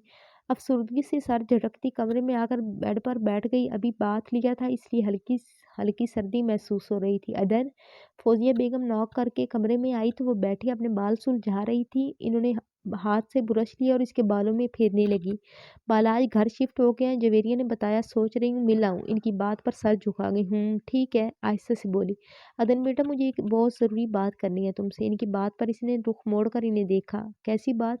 हमाद की फैमिली तुम्हारे लिए रिश्ता लाना चाहती है, इसके गाल पर हाथ रखकर प्यार से बोली, जबकि अदन को लगा कि इसने क्या कमरे की छत इस पर गिरा दी है। ये कैसे मुमकिन था? डॉक्टर हमाद इसके दिल के तमाम राज जान चुके थे और वो खुद किसी की मोहब्बत में गिरफ्तार थे। मामा, ये कैसे हो सकता है? इसने बेयकीनी से इन्हें देखा। क्यों? क्यों नहीं हो सकता? भला क्या कमी है हमाद में? इतना प्यारा बच्चा है। घूर कर इसे देखा। मामा, आप समझ क्यों नहीं रही? लब काटती बेबसी से बोली। और डॉक्टर हमाद भी ऐसा नहीं चाहते होंगे। इनकी डायरी को कैसे भूल सकती थी? मेरी पगली बेटी, वो ही भेज रहा है ये रिश्ता। इसकी थोड़ी पकड़ती हंस कर बोली। अदन को लगा जैसे इसे सुनने में गलती हुई हो। क्या वो इस झूठ पर म- मरकर भी यकीन नहीं कर सकती थी? दिल में एक लावा सा पकने लगा। वो शख्स कैसे सबको धोखा दे सकता था, और क्यों दे रहा था? बस इसकी कंडीशन देखकर इसका गम और गुस्से से सर फटने लगा। मामा, अभी मैं दोस्त से मिलने जा रही हूँ, इस टॉपिक को यहीं रोक दे। अपनी आंखों में आई नमी को पीछे धकेलते उठ खड़ी हुई। लेकिन हम दोबारा ये टॉपिक डिस्कस करेंगे, समझ आई? वो भी इसे तंबीह करती कमरे से निकल गई थी, जबकि वो लब भींच कर रह गई थी। अदन, तुम यहाँ अपने दरवाजे पर इसे खड़े देखकर हैरान ही तो रह गए थे, मगर वो बगैर कुछ कहे अपार्टमेंट के अंदर दाखिल हो गई। ये एक जदीद तर्ज का खूबसूरत अपार्टमेंट था, जिसे वाइट और ब्लू थीम से डेकोर किया गया था। क्या मैं पूछ सकती हूँ आपसे कि आप किसकी इजाज़त से अपना रिश्ता भेज रहे हैं? मुड़कर इसे देखा। लहजा बिल्कुल सपाट था। मुझे किसी की इजाज़त दरकार नहीं, पुरसुकून लहजे में कहते इसके सामने सोफे पर बैठ गए। क्या मतलब है आपका? इजाज़त दरकार नहीं? आखिर आप कैसे भेज सकते हैं? इनका सकून इसे आग लगा गया था। अच्छा, क्यों नहीं भेज सकता? मुझे रीज़न दो। लहजा हैनवाज़ वही था। वो बेयकीन नज़रों से इसे इन्हें देखती चली गई। क्या आप नहीं जानते कि मैं किसी और से? चीखती हुई आखिर में आवाज़ रुंध गई थी। हाँ, मगर वो एक टॉपिक क्लोज़ हो चुका है। ये बात तुम भी अच्छी तरह जानती हो। इत्मीनान से कहते इसके सामने आ रुके। इस बात का ताल्लुक आपसे नहीं है कि टॉपिक क्लोज़ हुआ है या नहीं। समझ आई आपके? अपनी नम आँखों से घूर कर इसे देखा, जो इसके सब्र के इम्तिहान ले रहा था। क्यों? क्यों नहीं मेरा ताल्लुक? क्या सारी ज़िंदगी इस शख्स के हिजर में गुज़ार दोगी? इसका बाजू पकड़कर सख्ती से बोले। अदन ने दंग अंदाज में अपने बाजू पर इनका हाथ देखा, फिर गुस्से से इनकी सुर्ख पड़ती आंखों में झांका। कैसे भी गुजारूं मैं अपनी ज़िंदगी, मगर आपके सहारे तो मर कर भी नहीं गुजारूंगी। समझ आई आपके?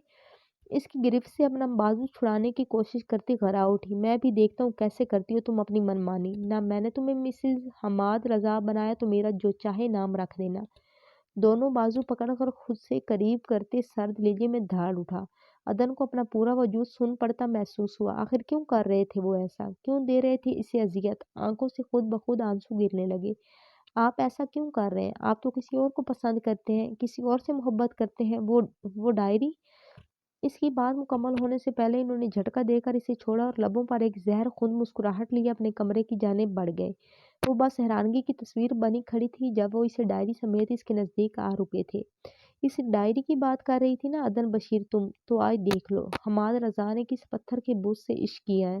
سرخ آنکھوں سے ڈائری کو دیکھتی اس کے ہاتھ میں تھما گئے مگر وہ بت بنی کھڑی تھی۔ دیکھو عدن، تم نے ہی کہا تھا نا جس دن آپ نے اس ڈائری کے راز ڈسکلوز کیے میں بھی اپنا راز بتا دوں گی، مگر تمہیں کیا معلوم عدن بشیر، تمہارے دل کے رازوں سے حماد رضا پہلے دن سے ہی آگاہ تھا، اور نہ ہی تم یہ جان سکتی ہو کہ یہ آگاہی کتنی ظالم شے ہوتی ہے۔ ایک نظر اس کے آنسوں سے تر چہرے پر ڈال کر سر جھٹکتے بالکنی کی جانب بڑھ گئے۔ عدن نے دھندلائی نظروں سے انہیں جاتا دیکھا اور لرزتے ہوئے ہاتھوں سے ڈائری کھول دی، مگر اس کے پہلے صفحے نے ہی اس ڈائری کا عنوان بتا دیا تھا جو عدن کو ساکت کر گیا تھا۔ میرا عشق ہو تیری ذات ہو۔ اس لائن کے نیچے عدن کی 4 سالہ پرانی فیئر ویل کی کھلکھلاتی ہوئی تصویر لگی تھی۔ اس نے صوفے کی آرم پکڑ کر خود کو گرنے سے بچایا۔ ایک عشق وہ تھا جو بالائے ذوالفقار نے اس مٹی سے کیا تھا جس کے لیے وہ اس کی عشق میں ڈوبی لڑکی کو فراموش کر گیا تھا۔ ایک عشق وہ تھا جو عدن بشیر نے بالائے ذوالفقار سے کیا تھا، معصوم جذباتی، اور ایک عشق حماد رضا نے عدن بشیر سے کیا تھا، خاموش پرسکون، جو آج تک صرف انہی کے دل کے قید خانوں میں بند رہا تھا۔ پوری ڈائری عدن کی پسندیدہ غزلوں اور اس کی کھلکھلاتی تصویروں سے بھری پڑی تھی۔ وہ خاموشی سے اپنی کھلکھلاتے چہرے کو گھورتی رہی جب انہوں نے اس کے ہاتھ سے ڈائری لے کر بند کر دی۔ عدن نے چونک کر سر اٹھایا۔ کھڑی ہو، آؤ میں گھر چھوڑ دوں تمہیں۔ اسپاٹ لہجے میں کہتے ٹیبل سے کیز اٹھانے لگے مگر وہ وہیں جمی رہی۔ کیا بات ہے؟ مڑ کر اسے دیکھا۔ آپ نے کبھی بتایا کیوں نہیں؟ لب کاٹتے آہستہ سے بولی۔ وہ ایک گہری سانس بھر کر رہ گئے۔ بالفرض میں بتا بھی دیتا تو کیا تم مجھے مثبت جواب دیتی؟ خود اپنے دل سے پوچھو۔ اس کے برابر میں بیٹھتے اس کا رخ اپنی جانب کیے جو اپنے آنسو روکنے کی ناکام کوشش کر رہی تھی۔ اور اب کیوں کیا؟ سسکتے ہوئے نے دیکھا۔ اب رسک نہیں لینا چاہتا، اپنی قسمت آزمانا چاہتا ہوں۔ جیسے تم بے بس تھی اپنی محبت میں بھی بالکل ویسے ہی بے بس ہوں تمہارے سامنے۔ لبوں پر ایک بے بس سی مسکراہٹ آئی تھی۔ عدن انہیں تکتی چلی گئی۔ مت دیکھو ایسے ورنہ آج ہی نکاح کے لیے تمہارے والدین کے گھر پہنچ جاؤں گا۔ اس کے براؤن خوبصورت کنچوں میں دیکھ کر بظاہر ہنستے ہوئے بول رہے جبکہ عدن کا چہرہ لمحوں میں سرخ پڑا تھا، وہ فوراً چہرہ چکھا گئی۔ عدن، اس کا ہاتھ تھام کر شدت سے پکارا۔ انکار تو نہیں کرو گی نا؟ بہت مان سے پوچھا تھا۔ عدن نے ایک نظر ان کے ہاتھ میں موجود اپنے ہاتھ کو دیکھا۔ آپ گھر چھوڑ رہے ہیں یا مجھے خود جانا پڑے گا؟ ہلکا سا مسکرا کر انہیں دیکھا۔ ڈاکٹر حماد کے لبوں پر بھی دلکش مسکراہٹ بکھر گئی۔ اوکے چلو۔ کیز اٹھاتے اس کے ساتھ اٹھ کھڑے ہوئے۔ اس فیصلے پر اس کا دل مطمئن تھا کیونکہ اللہ نے جس شخص کو اس کے لیے چنا تھا وہ کم ظرف نہیں تھا اور اس سے بے پناہ محبت کرتا تھا۔ آج جان گئی تھی کہ وہ اللہ کے صابرین لوگوں کی فہرست میں تھی جنہیں اللہ آزما کر نوازتا ہے۔ دانین بتا رہی تھی کافی بہتر ہے اب طبیعت۔ ہاں اللہ کا شکر ہے، زیادہ خطرناک چوٹ نہیں تھی۔ اپنے دکھتے سر کو دباتا بولا۔ اور ڈیوٹی کب سے جوائن کر رہا ہے؟ ابھی بالکل مت کریو، کچھ دن کا بریک لے، بلکہ ایسا کر یہاں کینیڈا آ جائے۔ اس کی بات پر بالاج کے لبوں پر مسکراہٹ آ گئی۔ سیدھا بولنا بہن یاد آ رہی ہے۔ اس کے میٹھے سے طنز پر اسد کا جاندار قہقہ گونج اٹھا۔ کچھ بھی کہہ مگر ہالیڈیز یہیں گزارنی ہے تو نے، وہ بھی دھونس سے بولا۔ چل ٹھیک ہے پھر بات ہوگی، خدا حافظ کہتا کال کاٹ گیا تھا۔ اسے گھر شفٹ ہوئے 2 دن ہو چکے تھے مگر اس سے سامنا نہ ہونے کے برابر ہوا تھا۔ رات کو بھی نہ جانے کہاں سوتی تھی جو اب تک جویریہ بیگم کی نظروں میں نہ آ سکی تھی۔ وہ جیسے اس کے ضبط کا امتحان لے رہی تھی جس میں بالائے ذوالفقار بری طرح ناکام ہوا تھا۔ کمرے میں ادھر سے ادھر چکر کاٹتے آدھا گھنٹہ ہو چکا تھا۔ سوچ کر سر درد سے پھٹنے کو تھا۔ بات لینے کی غرض سے الماری کھولی اور اپنی جھنجھلاہٹ بیچارے طے شدہ کپڑوں پر نکالنے لگا۔ تبھی دانین کا بیگ اور انویلپ نیچے گرا تھا، شاید اجرت میں رکھا گیا تھا۔ اس نے جھک کر بیگ اور انویلپ اٹھایا۔ یہ کیا ہے؟ الٹ پلٹ کر انویلپ کو دیکھا اور کھول لیا۔ اوہ تو فرار ہونا چاہتی ہو تم؟ ماتھے کی رگیں یکدم ہی تن گئی۔ انویلپ کو مٹھی میں دباتا سختی سے جبڑے بھیج گیا۔ میں بتاتا ہوں تمہیں تو۔ دونوں چیزیں کبڈ میں پھینک کر باہر کی جانب بڑھ گیا۔ وہ رتابہ کی کسی بات پر مسکراتی اوپر ہی آ رہی تھی، اسے دیکھ کر وہیں رک گئی۔ اسے دیکھ کر دونوں ہی رک گئی۔ ارے بھائی، آپ کی اماں جان نے دیکھ لیے نا، آپ کمرے سے باہر نکل ان کا کرفیو ختم کرنا چاہتے ہیں، سوچ لیں خیر نہیں پھر۔ جویریہ بیگم کی حد سے زیادہ احتیاط پر ہنستے ہوئے بولی مگر بالاج کی سرخ نگاہیں اس پر تھی جو اسے نظر انداز کر کے آگے بڑھ گئی تھی۔ رتابہ کو نظر انداز کرتا اس تک آیا اور کلائی جکڑ کر کمرے کی طرف لے جانے لگا۔ دانین نے دنگ نظروں سے اس سے پھر مڑ کر رتابہ کو دیکھا جو کندھے اچکا کر مسکراتی ہوئی اپنے کمرے کی جانب بڑھ گئی تھی۔ چھوڑو مجھے، آخر مسئلہ کیا ہے؟ ہاں؟ دبی دبی آواز میں غراتے اپنا ہاتھ چھڑانا چاہا مگر وہ گھسیٹتا ہوا کمرے میں لے آیا اور دھاڑ کی آواز سے دروازہ بند کیا۔ دانین نے ایک دم اپنی آنکھیں میچ لی۔ بتاتا ہوں ابھی کیا مسئلہ ہے میرا۔ ایک غصیلی نگاہ اس پر ڈال کر الماری کی جانب بڑھا۔ وہ سہمی ہوئی نگاہوں سے اسے دیکھ رہی تھی جب اس نے انویلپ نکال کر اس کے منہ پر پھینکا۔ کیا ہے یہ؟ ہاں کیا ہے یہ سب؟ دھاڑتا ہوا اس کے نزدیک آیا۔ دانین نے بھی سرخ پڑتی آنکھوں سے اسے دیکھا۔ کیوں دیکھا نہیں تم نے؟ میرا پاسپورٹ اور ویزا ہے، بہت جلد جانے والی ہوں یہاں سے، پھر جو دل چاہے کرتے پھرنا۔ لبوں پر ایک تلخ مسکراہٹ آ گئی تھی۔ کیا مطلب؟ ہاں تمہیں کیا لگتا ہے میں تمہیں منمانی کرنے دوں گا؟ اس کا بازو اپنے آہنی شکنجے میں جکڑتا دھاڑ اٹھا۔ چھوڑو مجھے، اس ڈرامے کی ضرورت نہیں، میں کینیڈا جا کر سب کلیئر کر دوں گی، کوئی تم پر انگلی نہیں اٹھائے گا، پھر جیسے چاہے اور جس کے ساتھ چاہے زندگی گزار سکتے ہو۔ اس کی آنکھوں میں آنکھیں ڈال کر جس پر زور دیتی بولی تھی۔ اچھا ذرا بتاؤ مجھے کس کے ساتھ گزارنا چاہتا ہوں میں اپنی زندگی؟ اس کا چہرہ دونوں ہاتھوں میں تھام کر قریب کرتا گمبھیر لہجے میں بولا۔ دانین کے حلق میں ایک گولا سا اٹکنے لگا۔ اپنا چہرہ چھڑاتی رخ موڑ گئی۔ جس سے محبت کرتے ہو اس کے ساتھ؟ میں اور میری فیملی تمہارے قرض دار ہیں، تم نے برے وقت میں ساتھ دیا تھا، مگر میں نہیں چاہتی کہ تم ساری زندگی اس کمپرومائز کے ساتھ گزار دو۔ لہجے کو ہر صورت نارمل رکھنے کی کوشش کی تھی، مگر ان آنکھوں کا کیا کرتی جو ضبط نہ کر سکی تھی۔ بالاج نے ایک جھٹکے سے اسے دوبارہ اپنے قریب کیا تھا۔ وہ سہمی ہوئی نم نگاہوں سے اسے دیکھنے لگی۔ یہ کیسا کمپرومائز ہے کہ میں ساری دنیا سے بیزار بس ان دو نین کو ڈھونڈتا ہوں؟ اس کمپرومائز میں کیسی لذت ہے کہ میں دانین حسن کو ہمیشہ اپنے قریب رکھنا چاہتا ہوں؟ بتاؤ مجھے نین، تمہارا تم کہنا کیوں اچھا لگنے لگا ہے؟ بتاؤ مجھے نین، تمہارا تم کہنا کیوں اچھا لگنے لگا ہے؟ بالائی ذوالفقار کو اس کی تھوڑی پکڑ کر عجیب کھوئے کھو لہجے میں بولا۔ دانین نے گھبرا کر اسے دیکھا۔ بتاؤ دانین حسن، کیا تم بھی ایسا کمپرومائز کر رہی ہو؟ لبوں پر دل نشین مسکراہٹ تھی جیسے اس کی گھبراہٹ سمجھ رہا ہو۔ چھوڑو مجھے، اسے دھکا دینا چاہا مگر یہ اتنا آسان نہ تھا۔ جانتی ہو اس مشن کو اتنے دن پینڈنگ میں ڈال کر کتنی بڑی غلطی کی؟ کاش میری زندگی کے پہلے مشن میں ہی تم سے ٹکراؤ ہو جاتا تو اتنا عرصہ اتنا خالی نہ پھرتا۔ اس کے لب پر اپنی گشت شہادت پھرتے اس کے بے یقین سیاہ نین میں جھانک رہا تھا۔ جھوٹ! اگر ایسا ہوتا تو تم مدن کے ہاتھ پر اپنا ہاتھ نہ رکھتے، اسے مسکرا کر نہیں دیکھتے۔ یہ اس لیے ہوا کیونکہ وہ تم سے محبت کرتی ہے اور تم بھی۔ اس سر نفے میں ہلاتے برائے لہجے میں بول رہی تھی مگر وہ لب پر انگلی رکھ کر خاموش کرا گیا۔ وہ مجھ سے محبت کرتی ہے یا کرتی تھی یہ عدن بشیر کا مسئلہ ہے، مگر میں نے ہمیشہ اس کا احترام کیا ہے، دوست سمجھا ہے، اور شاید اگر زندگی میں تم نہ ہوتی تو وہ آ بھی جاتی، مگر اب اس کا ٹھنڈا پڑتا ہاتھ تھام کر اپنے دل پر رکھ دیا۔ اب یہاں ان دو نین کے علاوہ کچھ نہیں، اور اس بات کی اجازت تمہیں بھی نہیں دوں گا دانین حسن کہ میرے دل اور میرے بیچ آؤ۔ اس کے کان کے قریب جھک کر سرگوشی کرتا بولا۔ سنا ہے حشر ہے اس کی غزال سی آنکھیں، سنا ہے اس کو ہرن دشتے بھر کے دیکھتے ہیں، سنا ہے اس کی سیاہ چشمگی قیامت ہے، سو اس کو سرما فروش آہ بھر کے دیکھتے ہیں۔ اس کے خوبصورت لہجے پر دانین حسن کا دل بہت زور دھڑکا تھا۔ کہاں سے لائی ہو یہ آنکھیں؟ لہجہ بہت بے بس سا تھا۔ اسے لگا وہ اس شخص کی قربت سے پگھل جائے گی۔ ایک دم اس سے دور ہوئی۔ اتنی خاموش تو کبھی نہیں رہی۔ اس کے بال کیچر سے ایک جھٹکے سے آزاد کرائے تھے۔ دیکھو تمہاری طبیعت خراب ہے، تمہیں ریسٹ کرنا چاہیے۔ نظریں چراتے کترا کر نکلنا چاہا۔ بھلا وہ کہاں تیار تھی اس کے اس خوبصورت اظہار کے لیے؟ ابھی تو کسی اور کی حالت خراب لگ رہی ہے۔ محفوظ ہوتے اس کی گھبرائی صورت اپنی جانب کی۔ دانین نے ایک نظر اس کی آنکھوں میں دیکھا جہاں بس وہ تھی اور اس کے خوبصورت نین۔ چند پل یوں ہی بیت گئے۔ کیا سچ میں اتنا پیارا ہے یہ کمپرومائز؟ اس کے کھوئے کھو لہجے پر بالاج نے اسے دیکھا۔ اس کے لیے تمہیں بالائی ذوالفقار کو قریب سے جاننا پڑے گا۔ بولو کیا میجر بالاج ساری زندگی کے لیے قبول ہے؟ وہ گمبھیر لہجے میں بولا، مگر اس میں اتنی ہمت نہ تھی کہ آنکھیں بھی کھول دی۔ بس مسکراتے ہوئے اپنا چہرہ اس کے سینے میں چھپا گئی۔ اس خوبصورت انداز پر بالائی ذوالفقار دل و جاں سے فدا ہوتا مضبوطی سے اسے اپنے باہوں میں قید کر گیا تھا۔ رات کے 1 بجے کے قریب ڈارک گرین کرتا پاجامہ میں دوپٹے سے بے نیاز بیڈ روم میں داخل ہوئی جہاں اندھیرا چھایا ہوا تھا۔ اپنی کونی سے دروازہ بند کیا۔ क्योंकि चारों हाथ पाँव पर मेहंदी लगी थी, जो अभी पूरी तरह सूखी नहीं थी। इसे सोता देख इसका पारा चढ़ गया।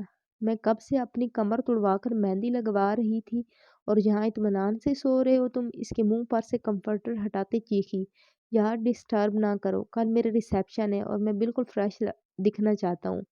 वापस अपना मुंह ढांपते नींद भरी आवाज में बोला। वो मुंह खोले से देख रही थी, मतलब दुल्हन से ज्यादा इसे अपनी परवाह थी। मेजर बालाज, अगर तुम 1 मिनट के अंदर अंदर नहीं उठे तो मैं अपनी पूरी मेहंदी धो दूंगी, समझ आई। धमकी देते वॉशरूम की जाने बढ़ गई और बालाज की अगली सेकंड ही नींद उड़न छू हो चुकी थी। नैन, मार खाओगी मुझसे। कंफर्टर साइड पर फेंकता पीछे भाग गई। इतनी मुश्किलों से तो मेहंदी लगवाई थी इसने। नहीं, तुम सोकर नींद पूरी करो, तप कर बोली, जबकि बालाज की नजरें इसी पर थी जो आज कुछ ज्यादा ही दिलकश लग रही थी। और इस पर मेहंदी। वो जैसे बेखुद सा हो गया। मैं क्या कह रही हूँ, घूर कर बोली।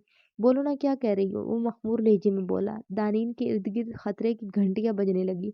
तुमने कहा था आइसक्रीम खिलाओगे, मैंने मेहंदी लगवाई तो इससे वादा याद दिलाया। मेरा दिमाग खराब है जो इतनी ठंड में आइसक्रीम खिलाऊं और अपना रिसेप्शन बर्बाद कर लूं। इससे अपने हसार में लिया। तुमने वादा किया था मुझसे मेहंदी लगवाते वक्त, इससे दूर होकर बोली। वो तो आंटी और मॉम के सामने तुम्हें चुप कराने के लिए कहा था। मेरी भोली बिल्ली मुस्कुराते हुए इसके तपे तपे नकूश देखे। असद भी फैमिली समेत कनाडा से इनका वलीमा अटेंड करने आया हुआ था। दूर हटो, मैंने तुमसे बड़ा धोखेबाज नहीं देखा, ना इस पूरे महीने में कहीं घुमाया। फारिया का कजन फाइज बता रहा था मारगिला हिल्स पर स्नोफॉल होती है, वो भी नहीं दिखाई तुमने। फाड़ खाने वाले अंदाज में कहती बेड से उतरी। इसके जिक्र पर बालाज के चेहरे के जाविये पल में बिगड़े थे। अब ऑस्ट्रेलिया में मजनू बना घूम रहा होगा। आहिस्ता से बुड़बुड़ाया, क्योंकि सारम ने ही इसकी रवानगी की खबर दी थी। क्या कहा, घूर कर इसे देखा। कुछ नहीं, आओ तुम्हें अच्छी सी कहानी सुनाओ। अपनी हंसी दबाता बोला। इसकी हल्की सी चीख निकली थी। मैं जान से मार दूंगी तुम्हें अगर कोई किस्सा लेकर बैठे। इसकी कहानी वो एक माँ में अच्छी तरह समझ गई थी। बालाज ने घूर कर इसे देखा और छोटी सी शरारत कर गया। दानी ने जोर से बाल खींचे और दूर हटती रुख मोड़ कर बैठ गई। यार अच्छा, कल खा लेना नाश्ते पर। बस इसके रूठने पर फिर छेड़ा, मगर वो खामोशी से अपनी सूखी मेहंदी उखेड़ती रही। कैसे मानोगी, इसके कंधे पर अपना चेहरा टिकाते पीछे से हसार में लिया। हटो, बात मत करो मुझसे। अपने कंधे से इसका चेहरा हटाया। जालिम लड़की, उठो, चैन ना लेने देना मुझे। एक गहरी सांस भरता बेड से उतरा। दानीन की आंखें एकदम चमक उठी। अपना दुपट्टा उठाती फौरन उठ खड़ी हुई। शाल ओढ़ो और हाथ बिल्कुल कवर करो, एक झलक भी नजर नहीं आनी चाहिए। घूर कर इसे शाल उड़ाई। वो बस आंखें घुमा कर रह गई। वो कार के पास खड़ी बालाज का वेट कर रही थी। हर तरफ सन्नाटा छाया था। पूरे स्ट्रेट पर बस एक दो शॉप सी खुली थी। ठंडी हवा से लुत्फानंदोज होते मुस्कुराकर सख्ती से शाल अपनी गिर्द लपेट ली। इसे हमेशा से ऐसा सर्द मौसम बहुत पसंद था, मगर ये नहीं मालूम था कि इस करा भी ये मौसम इसे मनचाहे शख्स के साथ अता कर देगा। दानीन, जब ही किसी ने इसे पुकारा था, इसने मुड़कर देखा। ब्लैक स्वेटर और जीन्स में जैद खड़ा इसे हैरत से देख रहा था। जैद, तुम यहाँ? इसने भी ताज्जुब से इसे देखा। इस रात के बाद शायद ही कभी वो याद आया हो। मैं ऑफिस की जानिब से मीटिंग अटेंड करने आया था इस्लामाबाद, और तुम? इसकी खिलती रंगत पर प्यारी सी मुस्कान और मेहंदी से सजे हाथ पांव जैद के दिल में लगी पछतावे की आग को मजीद हवा देने लगे। मैं तो यहीं रहती हूँ, आम से लेजे, मैं कहती आइसक्रीम शॉप को देखने लगी, जहाँ से बालाज इसका फेवरेट फ्लेवर लेकर तेजी से आ रहा था। किसके साथ? दिल में एक मुबहम सी उम्मीद थी कि शायद वो किसी के नाम ना जुड़ी हो। अपने शौहर के साथ। अपने अकब से एक गरेदार आवाज़ सुनी तो एकदम चौंक कर मुड़ा। सर तैमूर, आप? इसने बेयकीनी से इसे देखा, जो अब दानीन के कंधे पर अपना मजबूत हाथ रख चुका था। दानीन बेखुद सी इसे रखती चली गई। हाँ मैं, और मेरा नाम तैमूर नहीं, मेजर बालाज जुल्फ़कार, और ये मेरी वाइफ दानीन बालाज। बज़ाहिर मुस्कुराकर बोला, वरना बस नहीं चल रहा था। इस शख्स की आंखें निकालते जो फुर्सत से खड़ा इसकी बीवी को देख रहा था। दानीन के लबों पर एक मुस्कुराहट दौड़ गई। नजरें अब भी इसी पर थी। जैद का रंग एक पल के लिए बिल्कुल जर्द पड़ गया। उफ यू डोंट माइंड, हमें जाना है। वैसे कल हमारे रिसेप्शन है, जरूर आना। बालाज की आवाज़ पर वो जैसे होश की दुनिया में वापस आया। मैं चलता हूँ, खुशी हुई आप दोनों से मिलकर। बमुश्किल खुद को नॉर्मल रख कर कहता अपनी कार की जाने बढ़ गया। हाँ, वो तो तेरी शक्ल बता रही थी। घूर कर इसकी पुश्त को देखा और फिर दानीन को, जो नरम सी मुस्कान लिए इसे ही देख रही थी। मत देखो, इश्क कर बैठोगी। इसकी नाक खींचकर कार का दरवाजा खोला। ओ निरी खुशफहमी। आंखें घुमाती शॉपर लेकर कार में बैठ गई। अब भला क्या कहती। ये वारदात इसके दिल पर कब की हो चुकी थी। बालाज का जोरदार कहका गूंजा था। مائی لو تمہارے دل کی ایک ایک سرگوشی جانتا ہے بالائی ذوالفقار۔ کار میں بیٹھ کر اس کا ماتھا چوما دانین حسن کو اپنا چہرہ سرخ پڑتا محسوس ہوا۔ لبوں پر ایک دبی دبی سی مسکراہٹ تھی۔ وہ دل کا مکین تھا، بھلا کچھ چھپ سکتا تھا اسے؟ کار سٹارٹ کرتے ایک مسکراتی نظر اس پر ڈالی، وہ کھل کر مسکرا دی تھی۔ بالائی ذوالفقار کے دل کی مکین بھی وہی تھی اور یہ بات اسے اس کے منہ سے سننے کی ضرورت نہیں تھی۔ ختم شد۔ ہاؤ انٹرسٹنگ، مزے کی سٹوری تھی، بس مزہ آیا، کپل رومانٹک سٹوری تھی۔ آپ نے ضرور بتانا ہے کہ آپ کو اینڈنگ کیسی لگی، سٹارٹ کیسے لگا، بلکہ کمپلیٹ ناول کیسے لگا۔ ملتے ہیں نیکسٹ ناول کے ساتھ، تب تک کے لیے دیجیے اجازت، اللہ حافظ، ٹاٹا، بائے بائے۔